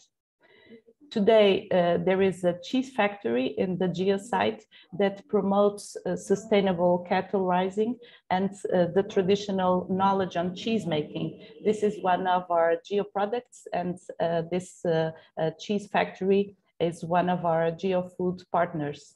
The requalification of this geosite also included a creation of interpretive walking and biking trails. And now it's being planned a bird watching house to complement the interpretation of this geosite. Here is another example in Corvo Island, an island that is biosphere reserve. It's the smallest island in the archipelago, and the lava flow that created the lava delta where the village is installed, and you can easily identify it in the picture, continued to the sea and is the home for gigantic dusky groupers that were decimated for years by fishermen, unfortunately. Today, this area, which is called Caneiro dos Meros, mero meaning a dusky grouper, is a voluntary reserve. There is no law that prohibits fishing here, but it was accepted and unanimous between scientists, divers, and fishermen that this unique place of our ocean, of our coastal areas, should be protected. So today is one of the most wanted places for diving. It was very important that this was a voluntary reserve. It was not imposed. It was the decision of islanders, the decision of the community to protect and cherish this natural value. Treasuring the ocean brings opportunity for geotourism, but starts with our community, and this engagement is effectivated by different educational activities performed by our geopark and partners that are directed to different target public. These activities include coastal cleanings, and of course, if we make a coastal cleaning, we also make interpretation of the values associated to these areas. I also bring here some examples of activities that involved our local schools, like painting contests. And here we can see gutters that were painted with the message, "The ocean starts here."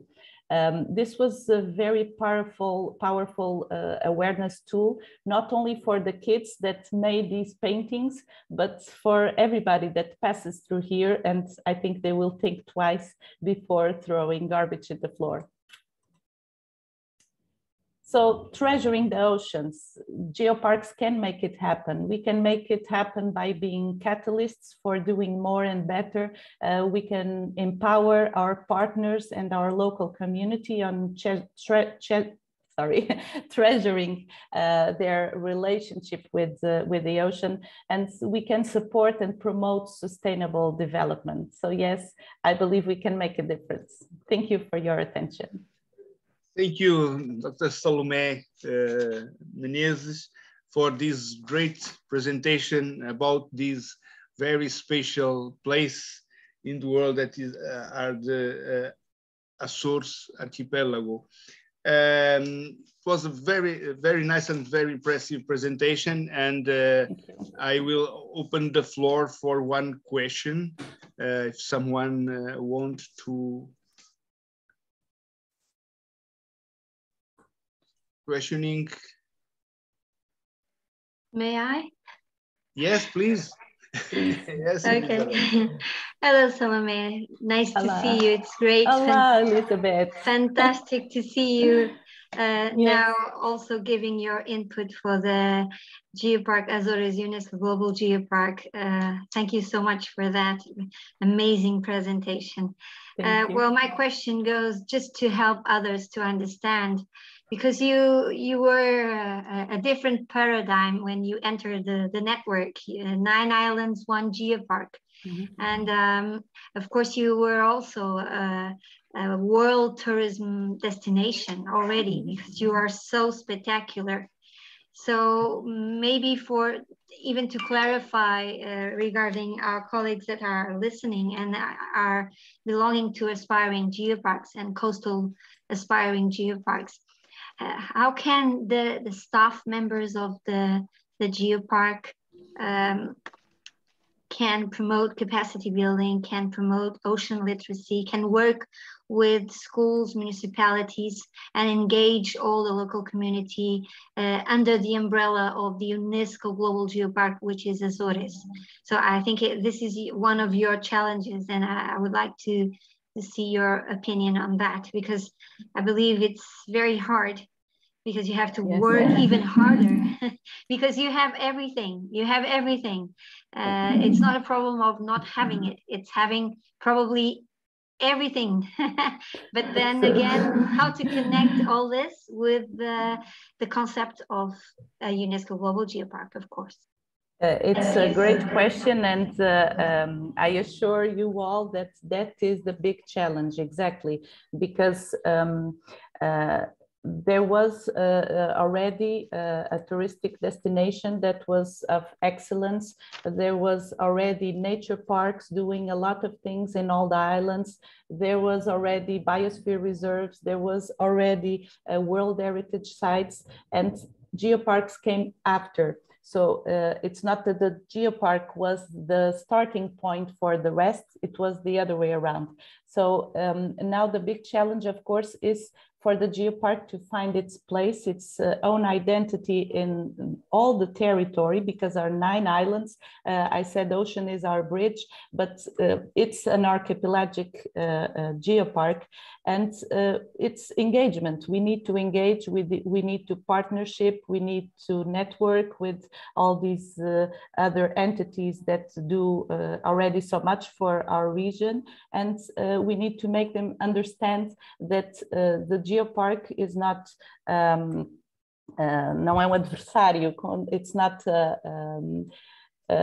how do you say it in English? Adversário. It's not opponent. It's not an opponent, or it's not competing for nothing. It's not competing with these other entities. We are here to be the glue for all that. So I think that is the key, that we should be the glue for all the other good things. We should fish all the good things that are already being done in our territory and use them to teach others how we can do better and how we can do more. Yeah, thank you. Okay, you have an amazing territory. Thank you. For sure. I have here only one more question. The other Dr. Salome will answer. But my question is from Wang Tao Lushan UNESCO Global Geopark. It said, my question is, the geotourism of Azores UNESCO Global Geopark make contribution to the local economy? Of course, yes. Yes. We have a very well-structured tourism board now with the DMO that was framed in our regional government, and it's one of the strongest partners of our geopark. So there are many companies providing geotouristic activities in our territory. like I said in the beginning, most of them partners with the geopark, so we have the chance to empower them on the value of our territory and on having an holistic approach to the territory.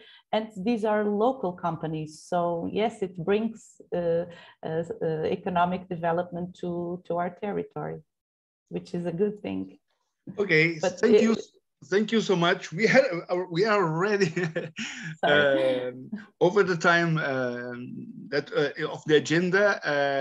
Thank you so much for your brilliant presentation. For sure, that it was very inspiring for many of those that are here attending to this intensive course.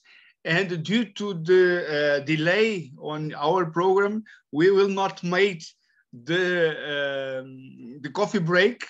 Sorry, but we need to go further. And now it is time to introduce Professor Dr. Karalampus Fasoulas, also known as Babis Fasoulas. He is professor at the Creta University in Greece. Is also the head of the Geodiversity and Geology Department and curator of the Natural History Museum of Crete. He is the scientific coordinator of the Psiloritis UNESCO Global Geopark in the Crete Island in Greece. Vice coordinator of the European Geoparks Network, recently elected as member of the UNESCO Global Geoparks Council, and also senior evaluator of the roster of evaluators of the UNESCO Global Geoparks of UNESCO. So we are facing real authority in UNESCO Global Geoparks, and we are very honored, Professor, for accepting our invitation. It's a pleasure to have you with us, and for sure, a very good moment for those that are attending this intensive course. And answering to our challenge, you will share with us a keynote titled "A Notion of Heritage to Serve for the Future in Psiloritis UNESCO Global Geopark." Dear Professor Babis Fasoulas, the floor is yours. Dear Arthur, dear participants, thank you very much at first for this invitation to participate in your summer school, which is indeed very important and crucial the days we are running with all the problems we're facing, the environmental and the climate change problems. And I think it is that the title of the summer school is very interesting, relating oceans with the geoparks and their activities. And that's what I'm going to try also to connect our geopark and our activities with the oceans, if this is possible. And now I'm trying to share my screen. I hope everything will be okay. Okay, I suppose now you see. Now it's only to expand. Mm-hmm. Now it should be on full screen. Perfect. Okay. So I'm going to present you, as I said, the Psiloritis UNESCO Global Geopark, which is just located in the middle of Mediterranean, in the island of Crete that you see here in this scheme. It is mainly a mountainous geopark. We have a high mountain range of 2.5 kilometers, just rising over the sea.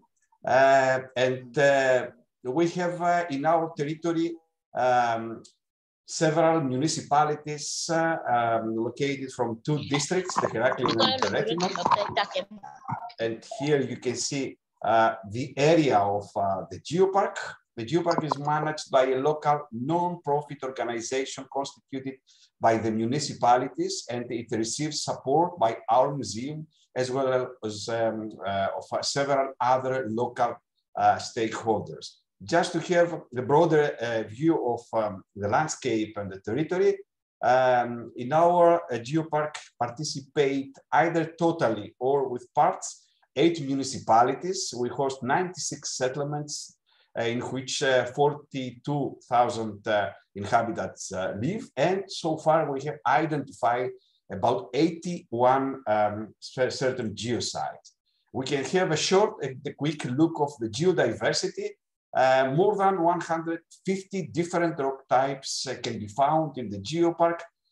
It presents all the geological formations of the island of Crete and most of the geological formations of Greece. Some rocks are unique, some are impressive. This is a typical platy marble that we have in our territory. And this is a Jurassic stromatolite. As you can imagine, most of the rocks, or either the vast majority of the rocks that we see in our geopark, were formed in the ocean. And these were formed in the Tethys Ocean about 250 million years ago. These are some impressive red radiolarites, deep marine sediments. And we have also the ocean crust, which is presented as ophiolites in several places in the mountains.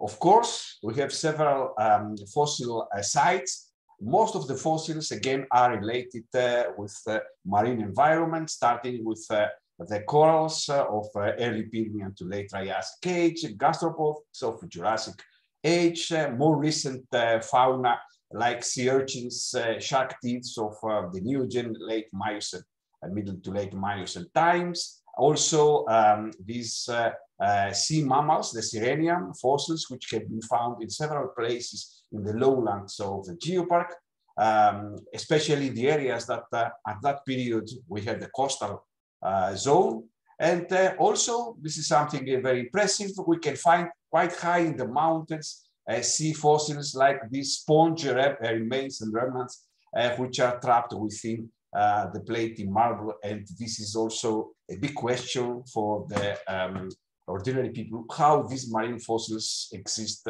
such high in the mountains. The major characteristic, though, of the geopark is related with the orogenesis, the creation of the mountains. So we have a lot of tectonic structures like these fossils, this fold museum, as we call it. It's an area where a vast variety of any type of fold can be found in these platy marbles with these white stripes, which are pyritic rocks, silica layers, tracing all this bedding and changes in the rock. And there are a lot of schools and universities which are coming into this specific geosite to study the folds, but we have also a lot of tectonic, other tectonic features like folds, thrusts, which actually explain how the mountains of Siluritis were formed some 30 million years ago. The vast majority of the rocks that are exposed in our geopark are related with carbonate material. So we have limestones, dolomites, marbles, more than 70% of the extent of our geopark, which means that we can find a lot of karstic structures that have been sculptured by the water in many places, like these nature sculptures, the sea arches, and other landforms, which is a combination of the sea and the erosion. And for the same reason, we have a lot of caves. More than 2,000 caves have been identified in the geopark. We have 3 show caves open to the public. Some of them are also accessible by wheelchairs, and there are many others which are only for the speleologists. We have also a very deep cave, 960 meters deep up in the mountains, and also a lot of karstic landscape like dolines, which have been formed by the collapse of caves, plateaus up in the mountains, other type of doline and surface karstic formations like this one, which is full of holes. A lot of people say that we have volcanoes in our mountains because we have all these sinkholes up in the landscape, but they're nothing more than the karstic erosion. And of course, we have, due to the caves, a lot of karstic springs. Some of them are now recreation places like this nice small lagoon with fresh water coming from the mountains, but also this a very big karstic spring that you see creates a small river which goes to the sea, just because it's brackish. The fresh water is mixed with the seawater, and so it cannot be used for any other purpose, but it's one of the highest, the biggest springs that we have in Greece.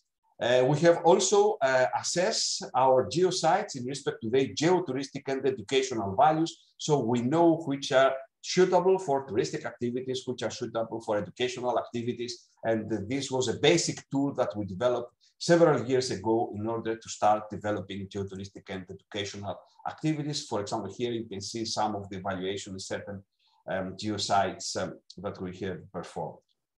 But let's have a look also to the other aspects of our geopark, starting for the environment.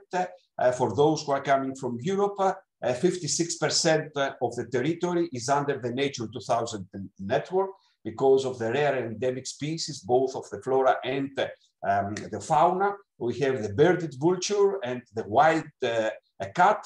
The wild cat is the only carnivore, the big carnivore that we have in our island, but we have also a lot of plant species. Some of them are very impressive and important, which can be found in the gorges like this one, the Pachos Gorge, which has fresh water all year and a lot of plants. This is a nature monument. It's a very big craterus tree, full blooming now. A lot of flowers, wild flowers like these tulip fields. It's a local Cretan tulip, campanulas, cyclamens. This is a very rare orchid that can be found only in our geopark and nowhere else in the world, and also some herbs which can be used for tea. Also, the history and the culture is very, very rich, starting from the Minoan period, more than 5,000 years ago. So we have a lot of archaeological sites, palaces, but also later monuments like monasteries and the traditional buildings. This is one of the most important archaeological sites. It's the Deon Andron. The entrance of the cave is just on a fault surface. So a fault actually rose up and brought to the surface this cave, and you can see the altar, which is curved on the rock, which can be used since the Neolithic times till the Roman times. This is a Minoan workshop up in the mountain, and this is one of the most important monasteries, which has a great also cultural and historical value. One of the most important sites that we have is this Eleftherin archaeological sites with this brand new museum. This receives the most visitors in our geopark, more than 100,000 per year, and it offers guided tours to the archaeological sites, excavations, but also in the museum, which holds a lot of interesting artifacts. It is also important, the intangible heritage, especially the dry stone constructions. We have two types. These are the traditional villages that you see on the left side of the slide, but also the shepherd's house, which are at the right hand side. They use the local stone, the plated marble, to build these circular, completely dry stone buildings, waterproof, water resistant, and which serve the needs of the shepherds, especially in winter and autumn time. The local tradition and economy is mainly based on agricultural products, livestock, and also to the culture, local tradition, songs, and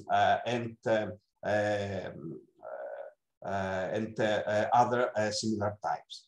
We have developed a certain network of information panel which interpret mainly the geosites, but also other aspects of nature and culture. And we have also developed entrance panels which welcome the visitors in the area of the geopark. We have established several routes which can be found also through the web. These are, for example, driving car routes or cycling routes that somebody can use to travel for 1, 2, or 3 days in the geopark, moving along the road network and find the most interesting place to visit in the geopark. And as I said before, we're collaborating quite closely with a lot of local groups which are developing either sports or cultural activity. This is a biannual event which is related with mountain ski. You see the highest peak here. Normally through winter we have a lot of snow every year, and they are creating this international event. But we have a bigger network with cultural and sports activities which are made by stakeholders. One of the most important steps that we developed in 2007 was the creation of a local network of enterprises which actually agreed on a local quality agreement. And this agreement offered to the participants this label and the brand that you can see here at the entrance of the local store. And this network includes women cooperatives, tourism enterprises, associations, artisans, and in general, service providers. We have more than 30 such enterprises which constitute our network and support us in various activities. And on the other hand, we promote them in any way that we can find. Training and education is very important, and we have recently developed two activities which are also related with the oceans and the climate change. For example, this is a museum kit that we developed a few years ago related with climate change and the adaptation to the climate change. It consists theory, instructions, and activity booklets, 3 posters. It has 12 activities, CDs, experiments that somebody can apply, and hands-on material. You can see here the full content of this museum kit. It is addressed to the ages of 7 to 12, and it was designed for the coastal geoparks of Greece and Cyprus under a European project by the Natural History Museum of the University of Crete, and now exists in every of these geoparks and used by the visitors and the school classrooms. A very recent project, educational project for the schools of the Silva Geopark is related with recycling, reuse, and circular economy. And this deals also with some great challenges we are facing, especially the pollution of the sea. It has a theory book, 3 activities, games, and artistic use of waste material. One of the activities is focused on the plastic and the microplastics that you can find now in the sea. Another activity is focused on the reuse of material and the responsible consumption. This is actually a game related with the supermarket and the consumption of materials in supermarket.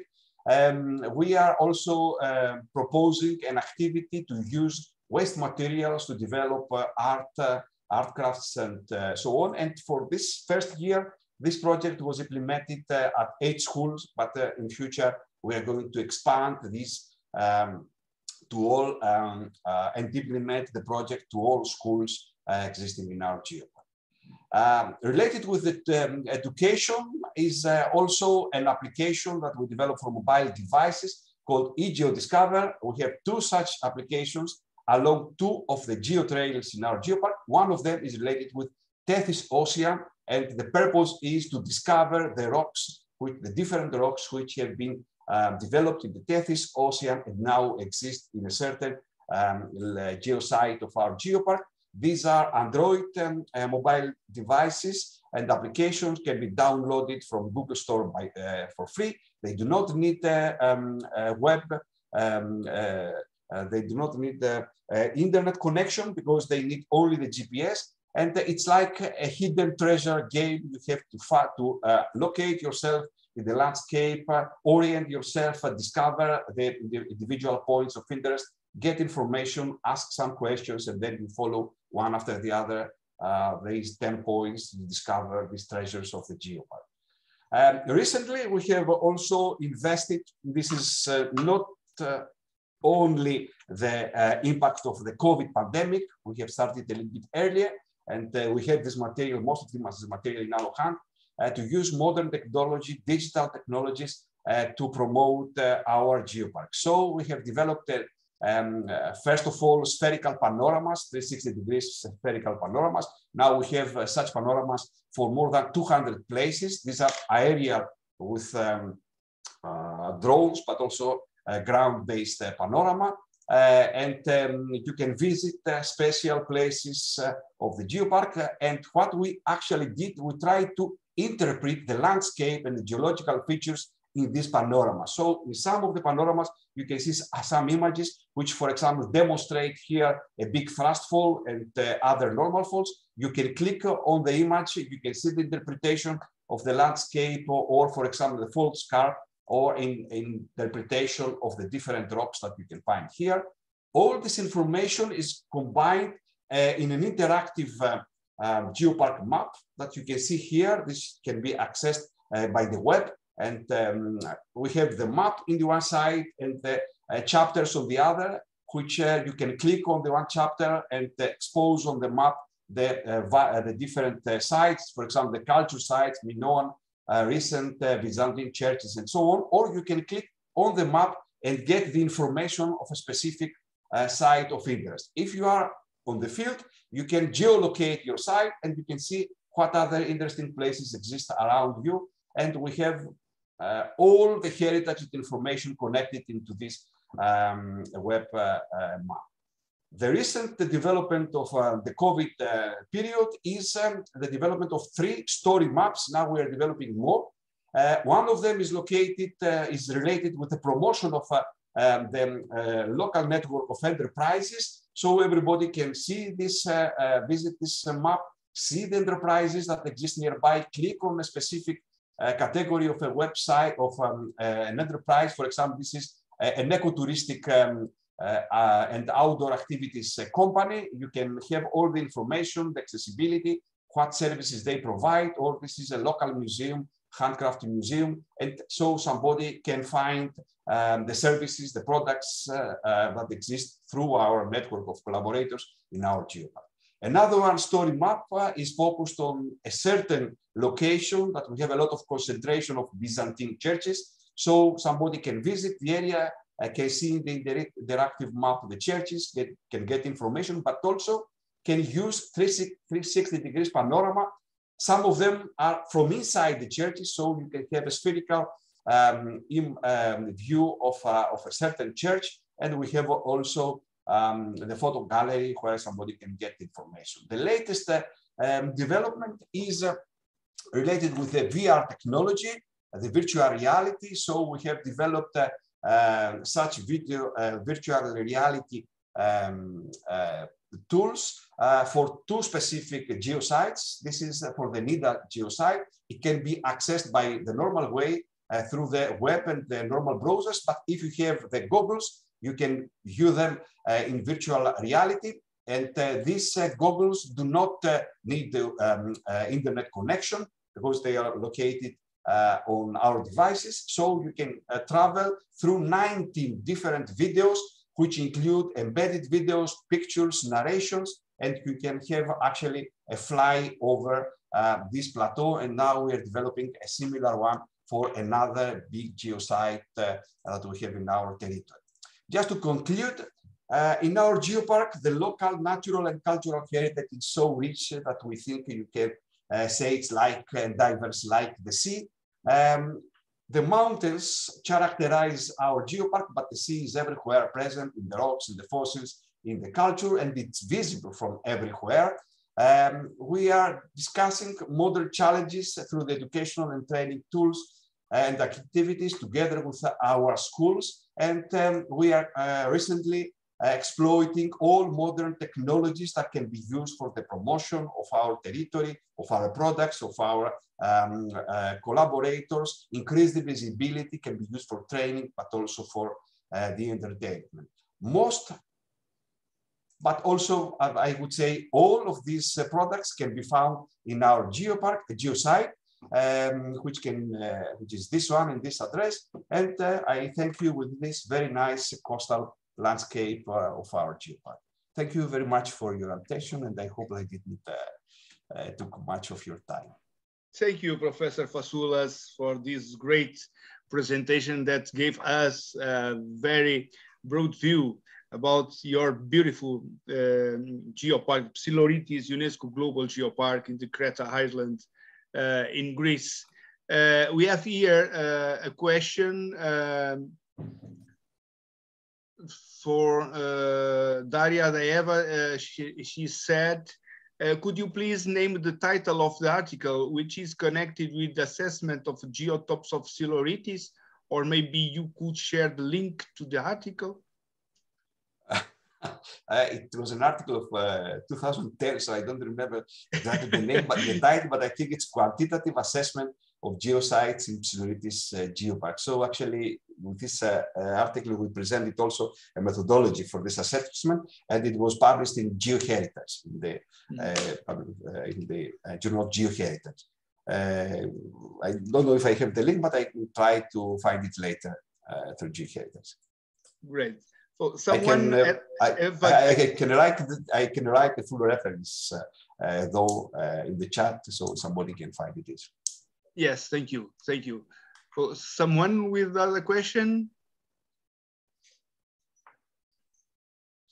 Well, you have a lot of people congratulating you for your presentation.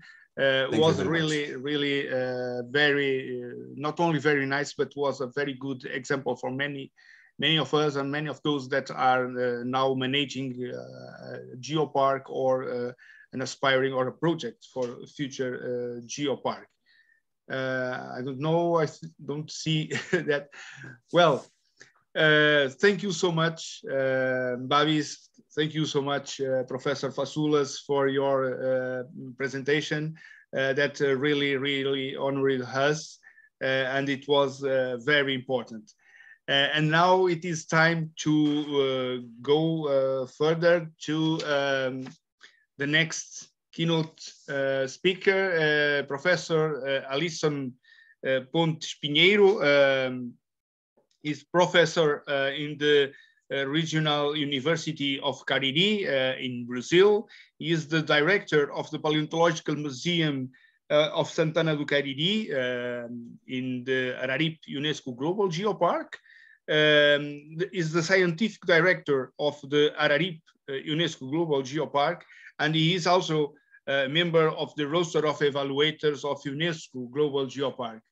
Dear Professor Alisson Pinheiro, thank you so much for the acceptation of our invitation. We challenge you to talk about something special, the oceans and the biodiversity of the past, and the lessons that we can learn for the present to the future. Thank you for the acceptance of our challenge. Professor, you are the floor is yours. Thank you, Artur. Could you hear me? Yes. Well? Yes, perfectly. The presentation, are you seeing?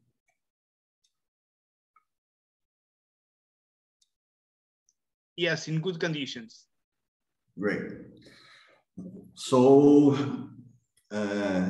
thank you so much for this invitation. It's a pleasure to be here with you guys, trying to speak a little bit about something a little bit challenging for me, but let's try to accomplish our schedule.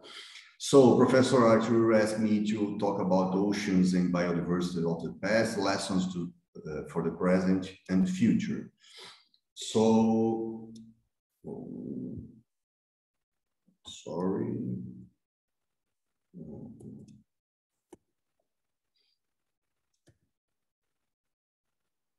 Let's talk about Cretaceous, a little bit about Cretaceous. This is one of the concepts of Cretaceous as a period that lasted 140 million years ago to 66 million years ago. There are some characteristics of this period, like a layer called chalk, which is very common in Cretaceous. This layer was created by a type of plankton. The Cretaceous was a period of very modifications on the Earth. We can see in this slide the start of Cretaceous, the boundary with the Jurassic, the Pangaea is breaking apart, and the end of Cretaceous, the boundary of KT, in 666 million ago, the world is very more like today. So all this modification cause huge, there is a huge things associated like that. One of the things common in Cretaceous that the climate is warmer than today. In a greenhouse effect, we can see the links with the nowadays. In Cretaceous, we don't have two poles with permanent ice, so the climate is very different with some inversions, and we do not have this permanent western mass of air, the monsoons, or like something like that. All these modifications, all these things in our region, in Araripe, propitiate very specific conditions. In these maps, the main deposits of Araripe region, Araripe UNESCO Global Geopark, is from the Cretaceous and the Albian-Aptian time. So we can see in these maps, here in the left, Albian, and right down the end of Aptian, that the South America is split apart, Africa and Europe. In Araripe is nearby here. You can see my mouse. So in Araripe, we have the special conditions that make the Araripe one of the most important deposits from Cretaceous worldwide. Here, our result of all these modifications in the world, we can have very, very handsome fossils, huge quantity, special quality in different environments. Like we saw, the South America is splitting apart of Africa and Europe. So we have times with influence of lacustrine ambient environment and salt, the shallow ocean environment. So we have not only bones, fossils of bigger ones, including dinosaurs, but to tiny, delicate, and very special types of fossils, like planktonic shrimps, like dragonflies, like flowers, like huge trees, and dinosaurs. All these make Araripe very attractive and was one of the main aspects that made Araripe one UNESCO Global Geopark. Okay, all this patrimony. And this patrimony we have to explore, take care, conservation, explore to develop Araripe. I am today director of the Museum Plácido Cidade Nuvens, that's especially dedicated to protect and develop the paleontological heritage of the Araripe. And fossils,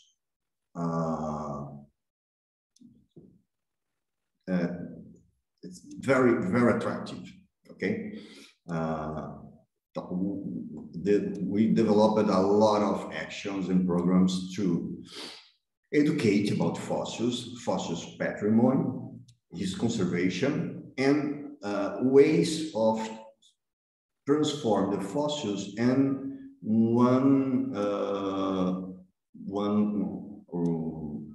alternative for money for the people of the region.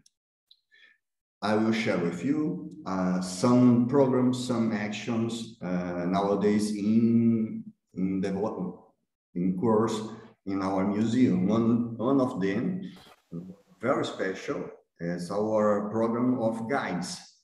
Our guides are children from the school with a good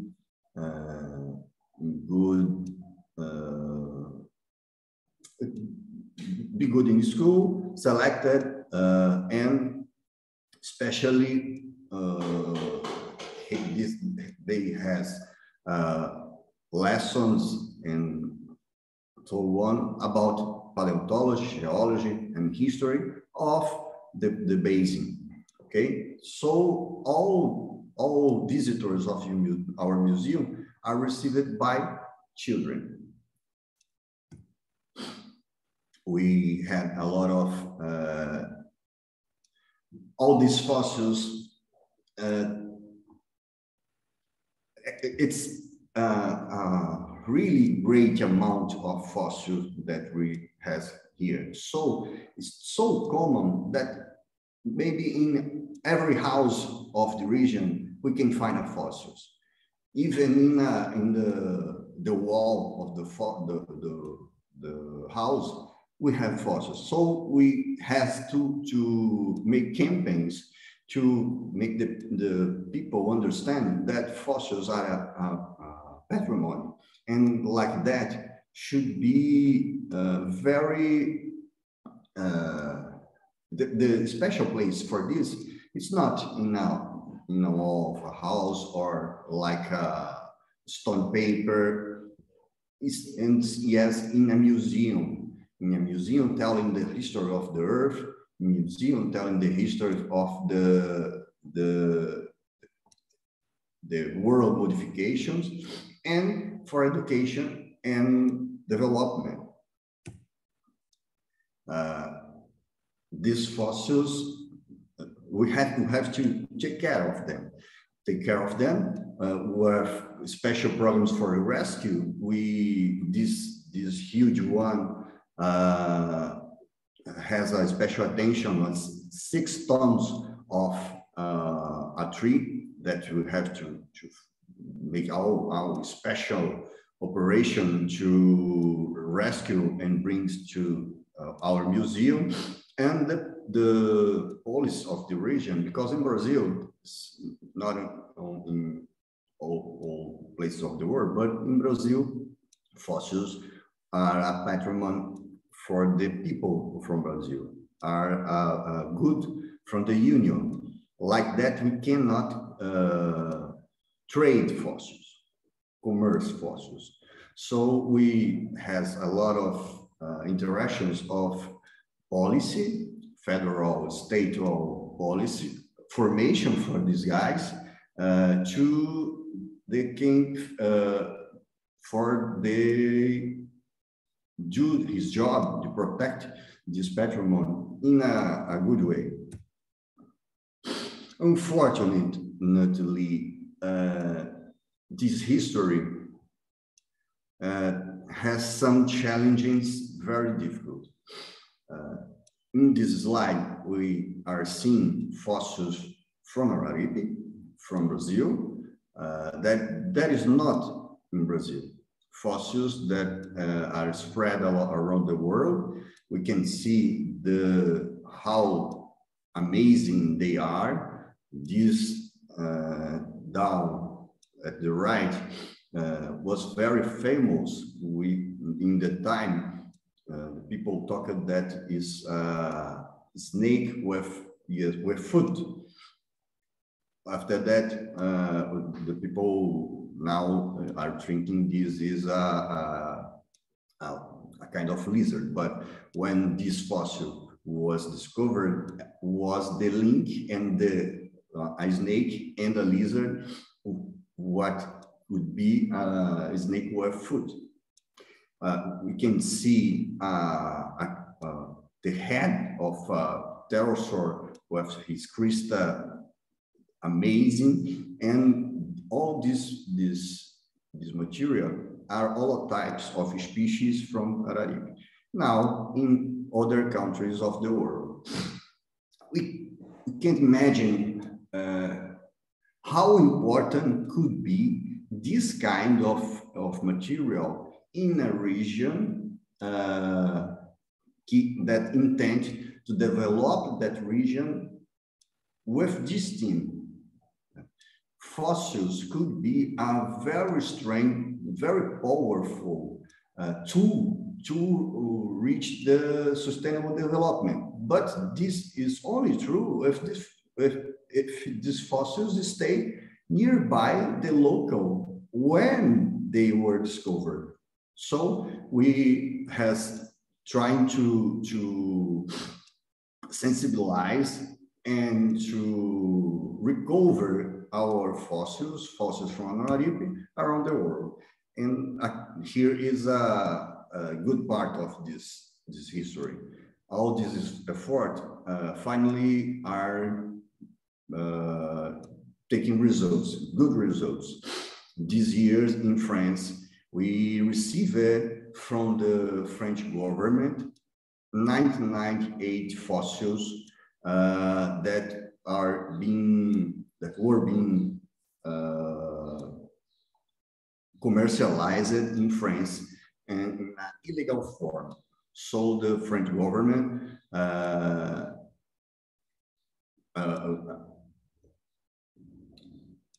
bring this lot of fossils, and this was a judicial inquiry. It's a process in 2013 that finished right now, and only this lot of fossils, 1998 fossils, were evaluated by the French government in €1 million. Think about what this could be in the original place, in our case, in Araripe, and what this could contribute to the sustainable development of this region, to change the life of the people of the Araripe. So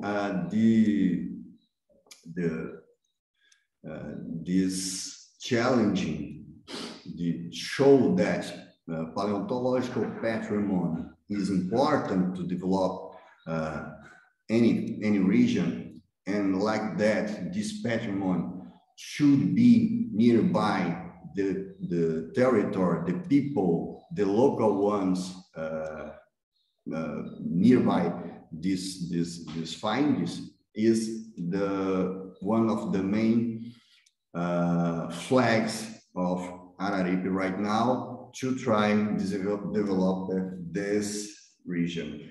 Some very good news. I told you about the French one, but also a lot of 36 spiders that stayed in Kansas, including a holotype in honor of Pablo Vittar, a Brazilian very famous singer, was returned to Brazil too. So we are very happy with these results. We know that the international scientific community and the society, in a general way, are supporting this cause even more, and we hope that we have a lot of good news like that close time. Thank you so much. It's a little bit about we can talk about you, some more information about the museum and our little story when we could try use the team paleontology to make money and help to develop our region. Thank you, Arthur. Thank you, guys. That's it. Thank you, Professor Alison Pinheiro, for sharing with us this very interesting view about the reality of the past ocean, the richness of the heritage related with the past oceans, and the importance for the today's and future generation. And also this kind of turning point about the start to recognize, the many countries start to recognize that the heritage belongs to their origin, and for that need to be returned and need to be viewed, appreciated there in order to better understand its importance. I don't know if we have some questions to Professor Pinheiro. I know that we have already a little bit late, and there are a lot of people from Asia that are already in the day after. So thank you so much for your great presentation. They really honored us. And now it's time to pass to the last, but not the least, presentation of the day. It will be made by Silas Costa. Silas Costa is a geologist. He is also the geologist of the Seridó UNESCO Global Geopark. It's a recent UNESCO Global Geopark in Brazil, in the northeastern of Brazil, a very beautiful territory. And he is a researcher in geoconservation, but he is also an artist. For example, probably you don't know, but Silas Costa is the author of the logo of the Geoconservation International Day. He won in an international contest promoted by UNESCO, and it was Silas Costa that won this, and despite being a young man, you have already nice skills and great skills on this. Silas Costa, thank you so much for accepting our invitation. He will share with us a keynote titled "The Brazilian Sertão and the Droughts, Example of the Seridó UNESCO Global Geopark." Let's take a look to another question that is related with the water, is related with the dynamic of the oceans, and it's very important because it's the impact that in some places of the world we are suffering now due to the climate change. Thank you so much, Silas. The floor is yours. You're welcome, Professor Artusa. It's a great pleasure to be here. I believe that I'm the most and the youngest people here, the youngest geoscientist of the UNESCO Global Geoparks in the world, but it's a great pleasure to be here with my colleagues of Global Network. And yes, of course, my theme about the Brazilian Sertão and droughts have a perfect connection with the oceans, because we have a system interlinked. We have important connections between territorial dynamics of abiotic system of geodiversity and the oceans, the oceanic systems of geodiversity too. And we'll see this question now in my presentation. Well, I will talk about the Seridó UNESCO Global Geopark, and the Sertão. Sertão is an ecosystem that my territory is located, Sertão is a quality of ecosystem that have dry climate and dry conditions, low conditions of rains, and low quantity of water in the superficie of the territory, but we have to see a rich content of geoheritage and geodiversity, and diversity of forms of water too. And let's go. We will see on this presentation a little of Sertão UNESCO Global Geopark, knowing better the territory, the Sertão as a semi-arid landscape too, and the dry as a resilience symbol. We need to understand the dry and not something or just a thing with bad characteristics. We need to understand the droughts and dry. It's important of Sertão identity. Without the dry, the Sertão cultural heritage and natural heritage is totally different. And we need the dry to be a Sertão territory. And we will talk about climate change and our challenges too, and finish the presentation after take questions and dialogues. And now we'll present a little bit about the Sertão UNESCO Global Geopark. And I don't know if you know that our logo, your logo take part of our identity with the water and the biodiversity of Caatinga, and our relief and our geomorphology, and our cultural heritage with the mining. And we have cultural heritage too on the logo with the Rupestrian representations. And what means the name Sertão? Sertão is a name of local tradition called tapuia, that the origin of this name Sertão symbolize the same means of Caatinga. In other words, we have Sertão symbolizing a vegetation without foliage, no foliage. This way, we can call it our geopark, or UNESCO Global Geopark, no foliage global geopark. We have a vegetation with bipolar characteristics. In the dry, we not have foliage. In the humid climate, we have a beautiful landscapes with very lots of types of foliage on our plants and the specimens of Caatinga.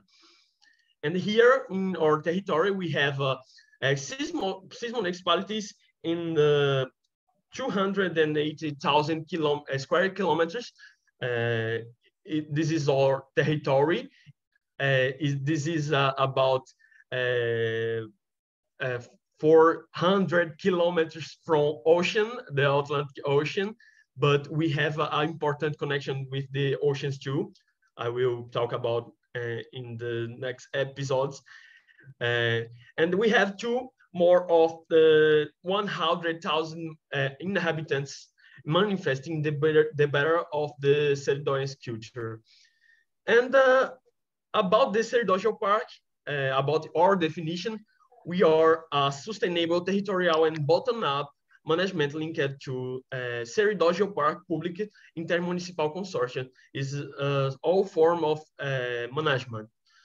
And we have 12 years of project in favor of education, tourism, and the conservation of our patrimony.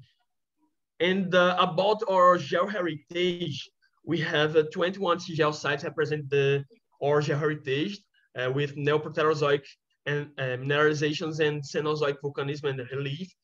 But we have a long history of geology present in our territory. We have by minus 2 billion of years of geological history, but we have two sites representing the measure of our patrimony is about the scheelite and the gems mineralizations in Precambrian.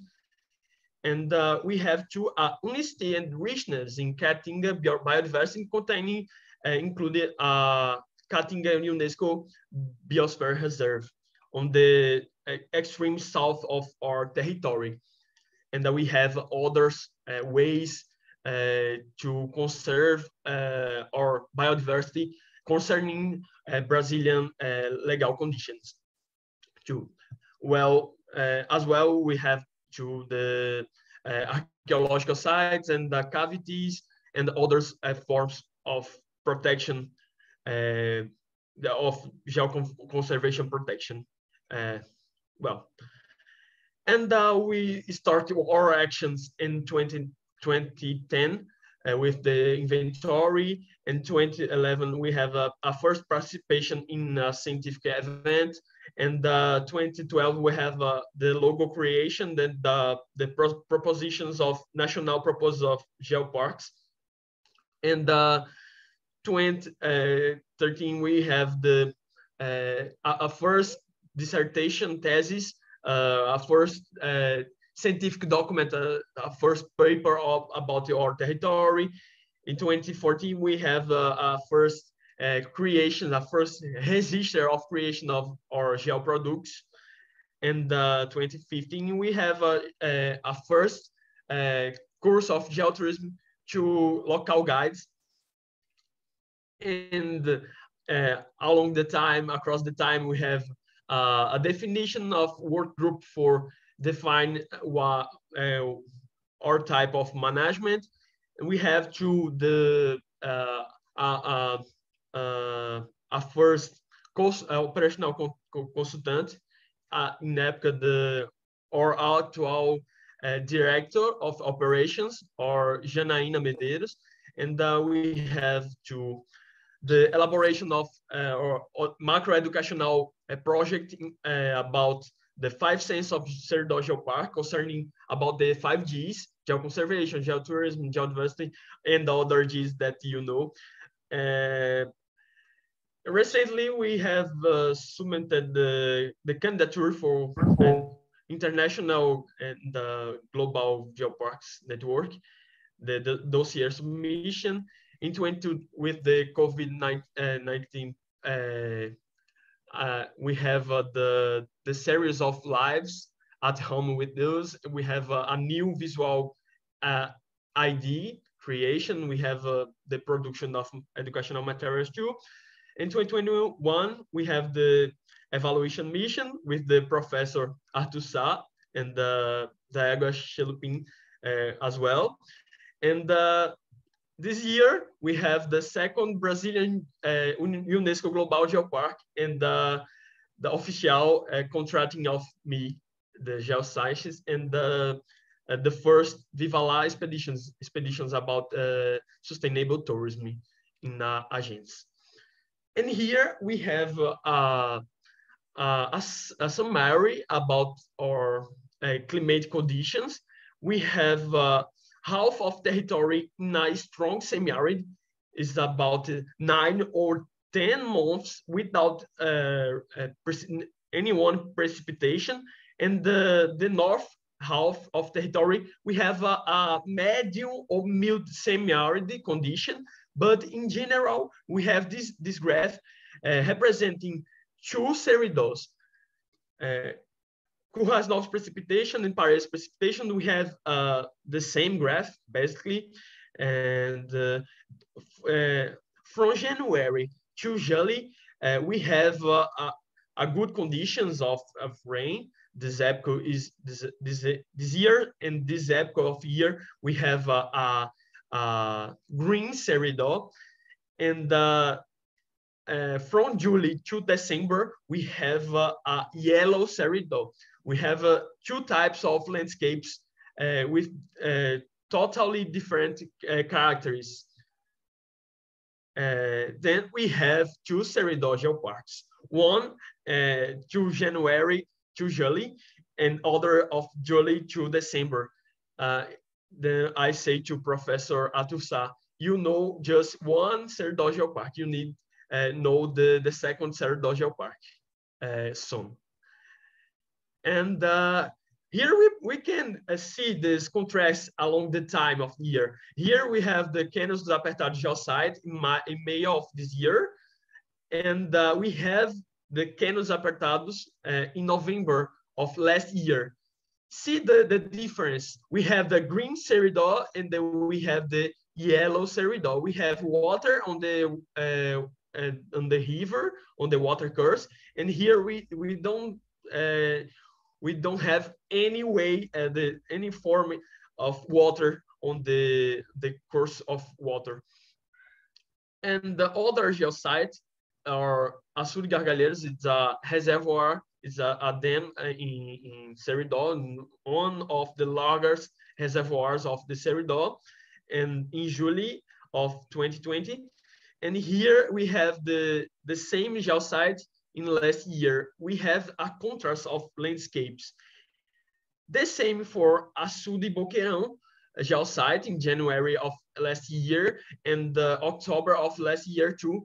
We have the difference of a size of water body. We have a hug water body here, and here we have a small water body here.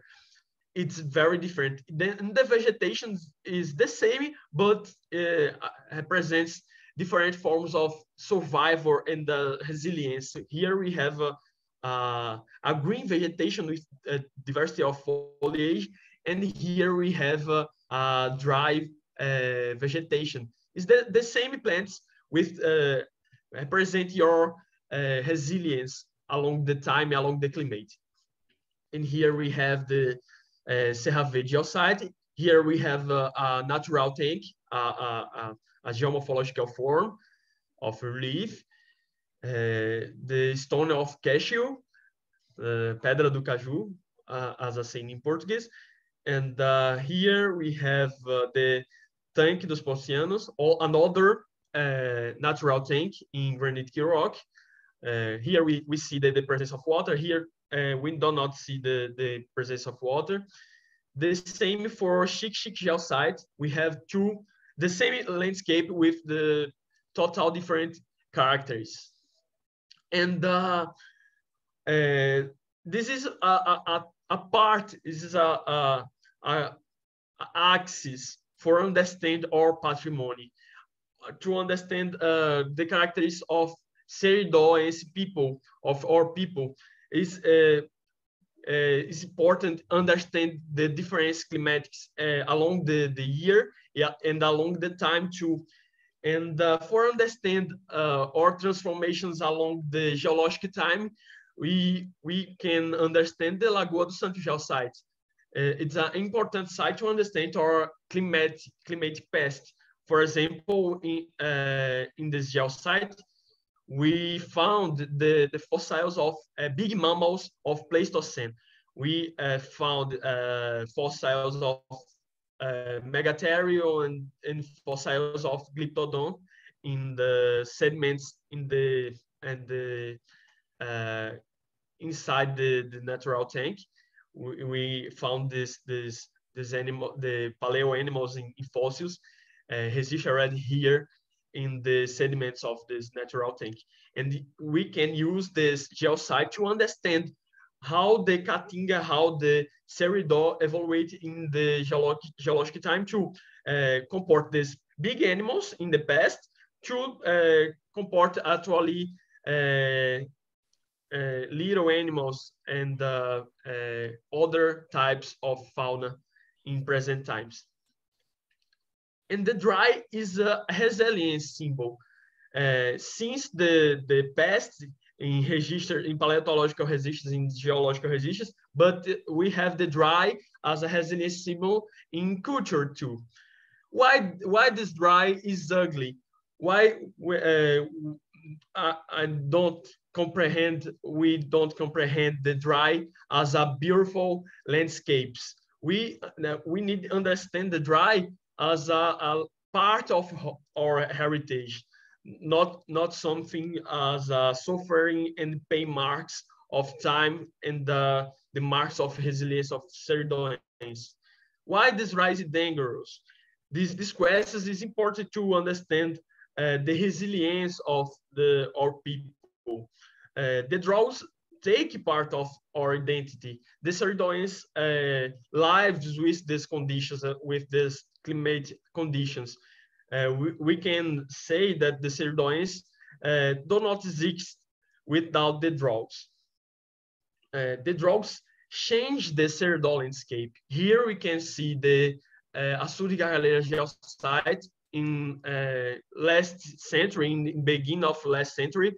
And here we have water courses and rivers in natural way, in natural form. And here we have a reservoir with them here with this wall called gargalheiras. And we can see a contrast in the landscapes. We have an implication for this. The oceans, for example, our beaches on Rio Grande do Norte state, the receive of sedimentations and sediments is prejudiced because we have a lot of dam constructions in the last century, for example. And here we have a example for impact to constructions of dams and reservoirs in the continental system and your influence in the ocean systems. And the economic activities provided by the dry conditions, we have goat and cow farming, resists on the conditions of climate. We have the cotton farming, the twice ways of economic settings in the last century. In the final, the middle to final of the last century, we have the mining, the artesian mining tool we say garimpo in Brazil, and the agro-miners. Agro-miners are the people that in the wet station and works with the agriculture. In the dry station works with the mineral production. We have a lot of agro-miners in our territory, and we need to understand us better. And in the dry stations, in the dry seasons, we have the extraction of clay and sand of our reservoirs. We don't have water, but we have clay and sand sedimentation. And because this, we have one of most largest ceramic industries of the Brazil. And we have renewable energy too as a dry economic activity. And the most recently, we have a Silva Geopark with tourism, education, and conservation as option for dry conditions in climate. And a proof of this, we have our artists company your literacy or literacy called Cordel, and this person called Aninha do Totoró produce your art and your literature, and it's a part of touristic roads, and it's a part of our education programs, for example.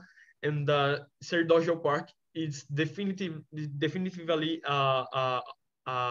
alternative, a sustainable alternative to dry. Yeah, and I believe that the UNESCO Global Geoparks are great alternatives to climate change. And we have big challenges here. We have a desertification problem, as registered in the news of the New York Times. We have the vegetation because we have the vegetation is a closed cycle process. We have to the vegetation to survive, and we have caused desertification because the Ceridões needs to survive, and we need to provide new alternatives to all productions or economical productions that we don't need to degrade more our ecosystem or Caatinga. We need to understand better how to provide other options to survive. This cactus, for example, of Caatinga that you will see on the second image, we have the fired cactus to feeding the cows and the goats, for example. And we need help the Caatinga forest. Other problem, other challenge that we have here in the hard, dry climate conditions, we have a fire in the geosites.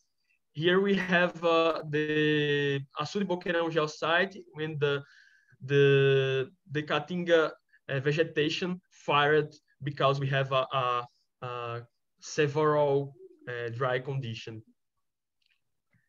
We need know better our hydrologic dynamics. We need improve our educational projects to involve better the question of water and the use of water, to educate the population about it, and how can we communicate to our community about water use. We provide a series of didactic materials and actions about it.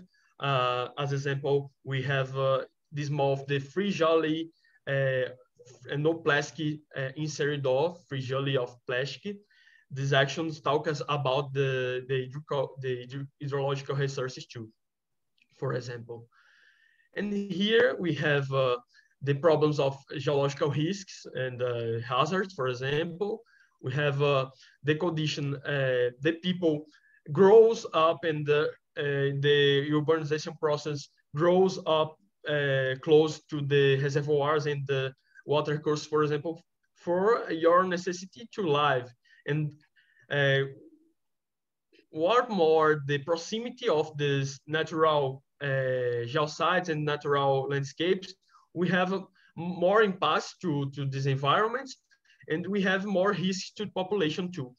Then we have to improve the educational program to educate this population close to geosites and natural landscapes that offer hazards to population. And our major geological risks in the territory, we have granitic and basaltic boulders in block falls. This house very, very close to this free blocks fall here. The water bodies are very, very close to the inhabitations.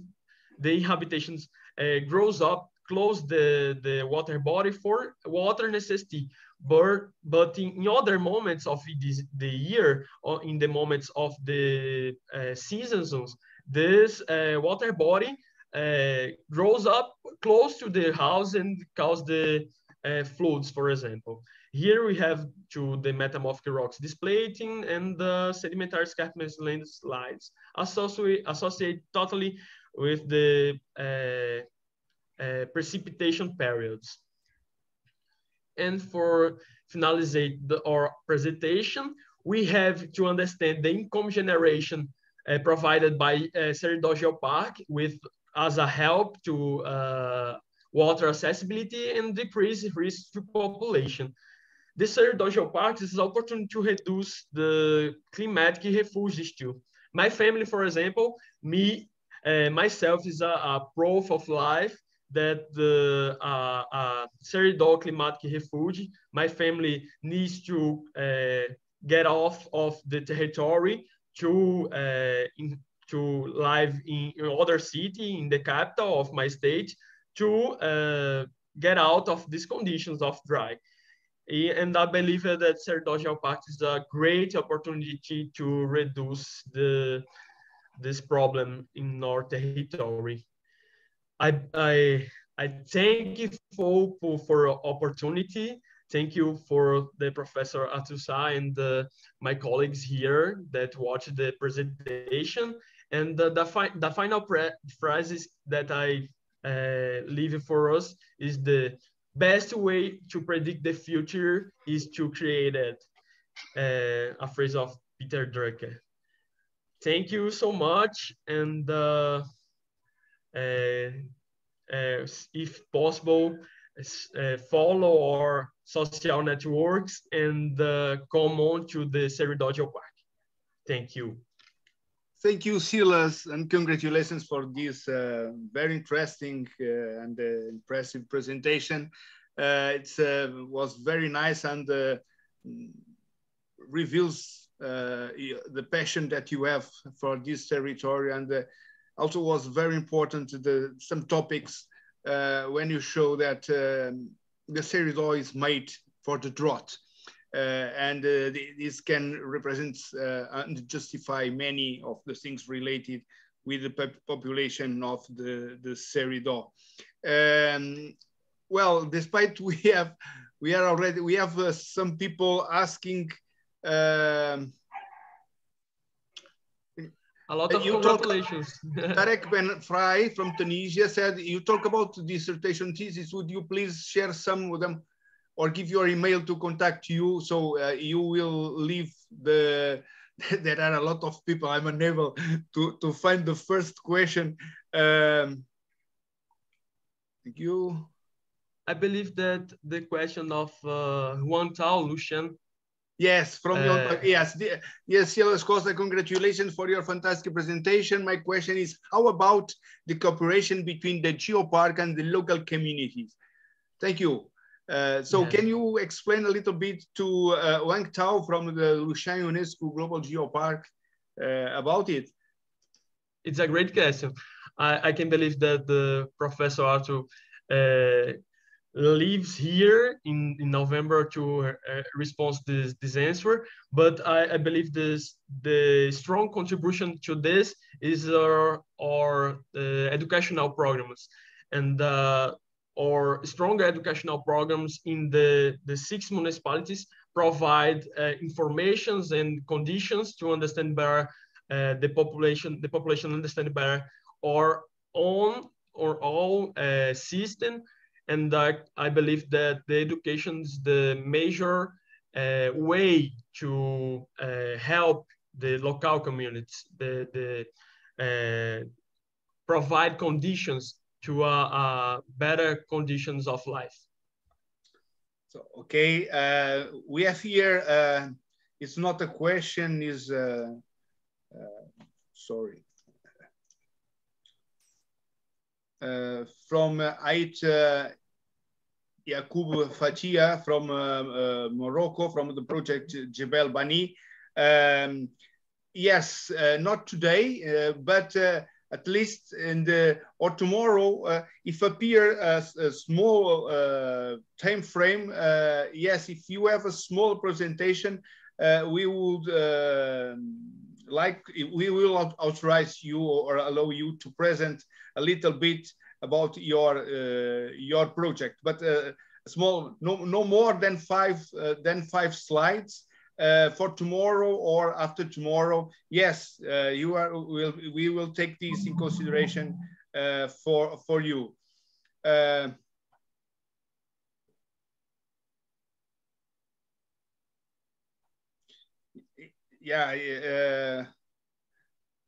Okay, you have a lot of things here. So Silas, for sure that people will contact you, and there are a long journey today, and we must consider that many people live in the Far East, in Japan, in China, in Indonesia, in Bangladesh, and others.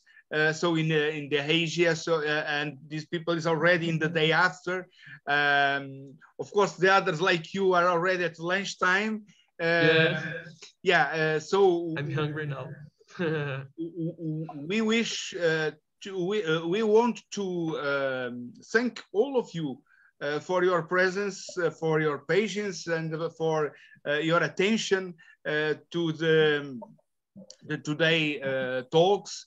Also, a special thanks to the keynote speakers that shared with us their knowledge and their experiences. Was very fruitful.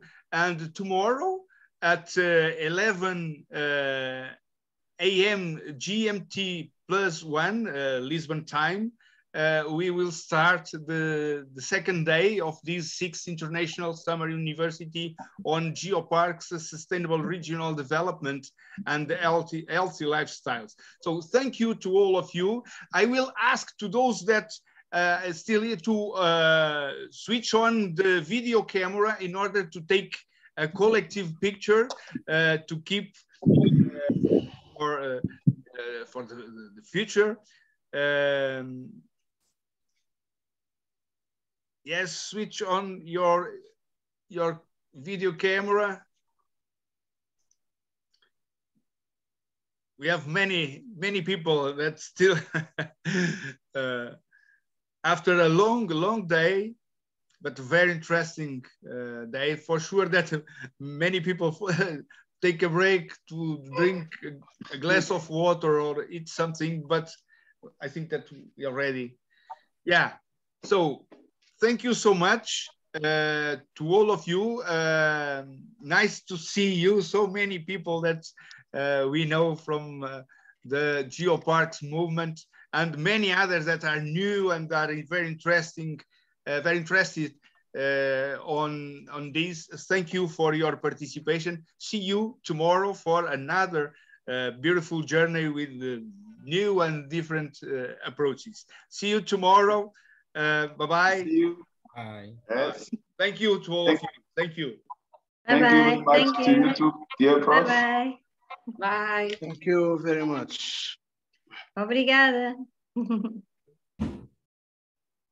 See you tomorrow. See you. Stay. Thanks all of you.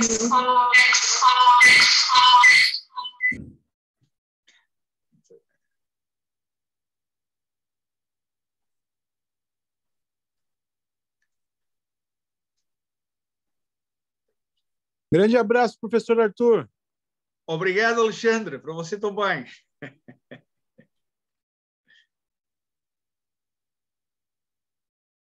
Da Elizabeth. Beijinho da Elizabeth.